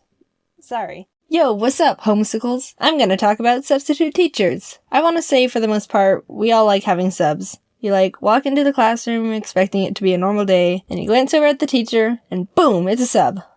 Yes, don't have to try today. Most subs are pretty cool. They don't really care too much either, and everyone just ends up having a nice easy break day. They have this attitude like, okay, so I'm just gonna pop in a movie or something, do whatever you want. I'm just here to make sure you don't all go Miley Cyrus wild and poke some kid's eye out with a ruler. But sometimes they don't care too much, and it gets kind of weird. Like once I had a math sub where we were just doing a worksheet or something, and this girl behind me was eating carrots, but all of a sudden she started choking on one of her carrots and was gasping and gagging and stuff, and everyone turned around and was mortified. What do we do? We all looked over at the sub for help and guidance or something, because of all people, he should have a plan. And he was just looking at her, not doing anything. I'm sure if the girl could have spoke at that time, she would have said, "Freaking, I'm choking on a carrot here. What are you looking at? Do something, you buffoon!" Ah! So for a small period of time, everyone was just helplessly looking at this poor girl choking on a carrot. No one knew what to do. Finally, one guy got up and did the choking Heimlich procedure they teach us. It was so legit. He even did the "are you choking" question like they say you have to. If you haven't heard of the technique, or for some reason they changed it, the steps are: approach the person and ask, "Are you choking?" Do not proceed if they are not choking. It actually says that. Get behind the person and wrap your arms around their waist. Be ready to support them if they faint. Take your fist and place the thumb side against their belly, just above their belly button. Grab the fist with the other hand and thrust into the belly. And the final step is repeat thrusts until the object pops out, or until the person faints. So the girl didn't faint. He actually got the carrot out of her throat, and everyone was relieved. And after all that hullabaloo, we all kind of looked over to see what the sub had to say about the situation, and nothing. He just watched the situation with a blank slate look on his face. What the heck? What are you? I've never seen less of a reaction from such a big situation from anyone in my entire life. He should make a reaction channel, come to think of it. He'd blend in with most of the people on YouTube doing it already. Anyway, enough with Mr. Blank Slate. I remember when I was in high school, we had kind of a main group of substitutes that were common to have when a teacher called in sick or something. And there was this one old man guy that everyone knew and absolutely hated. And before I say something like, "Oh, Jaiden, that's kind of rude to say," in our defense, he hated us too. Whenever a person walked in and saw him sitting behind the teacher's desk, the immediate thought would be, "Oh, crap, it's gonna be a rough day today." No one had to say it, but we were all thinking it. "Okay, Jaiden, so what was he like?" "Oh, stand up so you can sit down because I'm getting started." Take the strictest person you know and throw them out the window because this guy is now that person. I think he saw himself as a military instructor leading juvenile delinquents because he wanted every child to be behaving perfectly, to a T, no funny business. And yeah, that's not gonna happen in a high school, so there's problem one. He would start every class with the same lecture. Alright, sit down and zip up because we're taking attendance. If I hear any talking, you're being written up. I don't tolerate jokesters in my classroom. I'm going to call out your last name, followed by your first name, and if I don't hear you say present, then you're being marked absent. You should be paying attention because you only have one chance, and I'm not calling names twice. If I pronounce your name wrong, correct me. Alright, here we go. He says that exact paragraph every time he starts a class, and I know it because I've had him enough times to have it power washed into my head. I kinda wanna believe he has it written down and framed somewhere in his house so he can proudly look at it before he goes to bed every night. And he actually gets mad if you don't correct him if he says your name wrong. I know from experience. I don't care when people pronounce my name wrong. It happens all the time. I've gotten used to it. So I thought I wouldn't make a big deal out of it. Animations Jaiden. Here. Did I say that correctly? It's close enough. Correct me next time! Sorry? He reminds me of if, like, Oscar the Grouch had a pet lemon, but the lemon was expired by 2 months and he keeps forgetting to throw it away. Like, oh crap, the lemon. I'll do it tomorrow. And he doesn't do it tomorrow. So, I'll call him Mr. Yet to be Thrown Out Lemon. Just for simplicity. I truly don't know why Mr. Yet to be Thrown Out Lemon worked as a substitute teacher, because you could just see the child hatred in his eyes. Somehow, he made everyone in the class feel uncomfortable just by existing. So let me tell you a story about Mr. Yet to be Thrown Out Lemon. We had him in a biology class once, and we were just gonna work on a paper he had to pass out. Alright, we're gonna be doing a worksheet today. If I hear any talking, you're being written up. This is an individual worksheet, so there's absolutely no reason to talk to anyone at all during this hour. Everyone come up to the front of the room right now and grab a paper.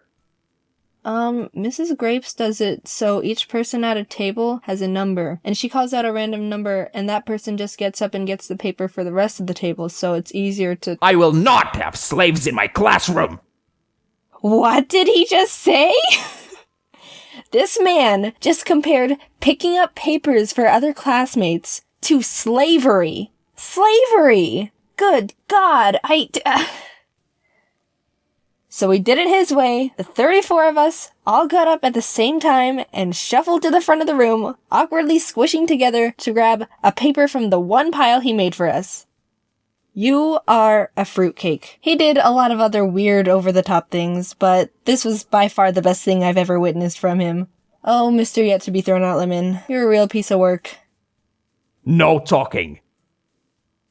I'm going to call out your last name, followed by... This is an individual worksheet to reasons. I will not have slaffles in my classroom. I don't know what those are. This is an individual worksheet, so I'm gonna Metal Gear. Jaiden, is there a Jaiden here? Jaiden, Jaiden, with animations of Jaiden. Is there a animations Jaiden? Jaiden, what the fuck? It's that time of year again. Ari turns 3 this year, which means he'll be dead in approximately 27 years if all goes according to plan. The clock's ticking, Ari. When are you gonna get a job? But for now, we can just focus on giving him a good birthday. Since he's still just a wee lad, he hasn't accomplished much yet. And the world is full of amazing treasures to be experienced, like making friends, or, I don't know, going to a park. Oh, wow. Oh, yeah, Ari, look at you go. Wow, look at you! There you go. Now, wasn't that fun? Getting back to the making friends part, believe it or not, Ari's actually made another bird friend. He's not as socially inept as I thought, since he hates everything but bells and spaghetti. My buddies Jordan and Kelsey also have a bird named Baby Jim, so when the two of them met, they became instant best friends. They snuggle and get each other's pin feathers and poop on my computer together. They're practically inseparable, and it's frickin' adorable. Except for the double poop. That part is not as good. Since it's Ari's special day, I thought we could make a nice dinner for them to celebrate together. I invited Jordan, Kelsey, and Joel too, but Joel, you're uninvited because I forgot Ari doesn't like you. Careful. Ah! We got a bunch of party stuff, so Jordan, you're working on the spaghetti, so maybe Kelsey and I we can decorate the table. Alright. You got confetti. Want to sprinkle some on the table? Well, I want to open it gently. I don't want it to just... Kelsey! No, you said... I think I got confetti in my eyes, guys.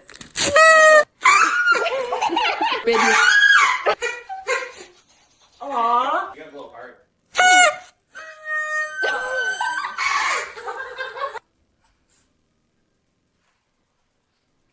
Jordan, what's your spaghetti secret? Garlic bread. I got a lot of candles. They only came in packs of 24. Oh, it's the fanciest thing Ari's ever gonna be a part of. Oh, it's so cute! Ari. Oh, don't get on the table. Oh no! You got confetti in your spaghetti. Wanna see it?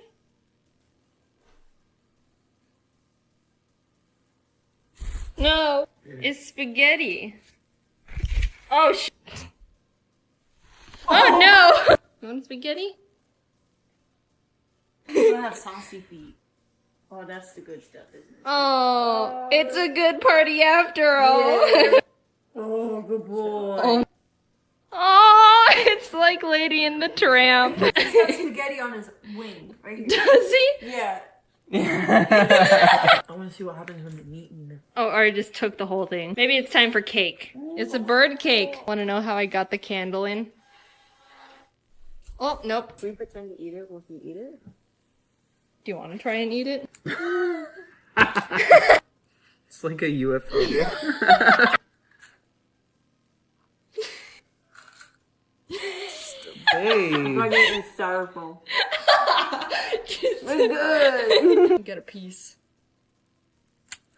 Oh my god. See, now you like it. Oh, see, it's good.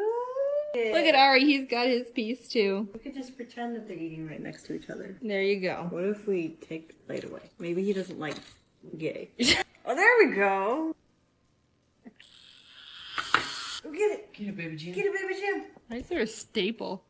Ari, why do you have a staple? Want the toy? Why are you on the floor? Come here. Where are you going? He's gone. Bye, Ari.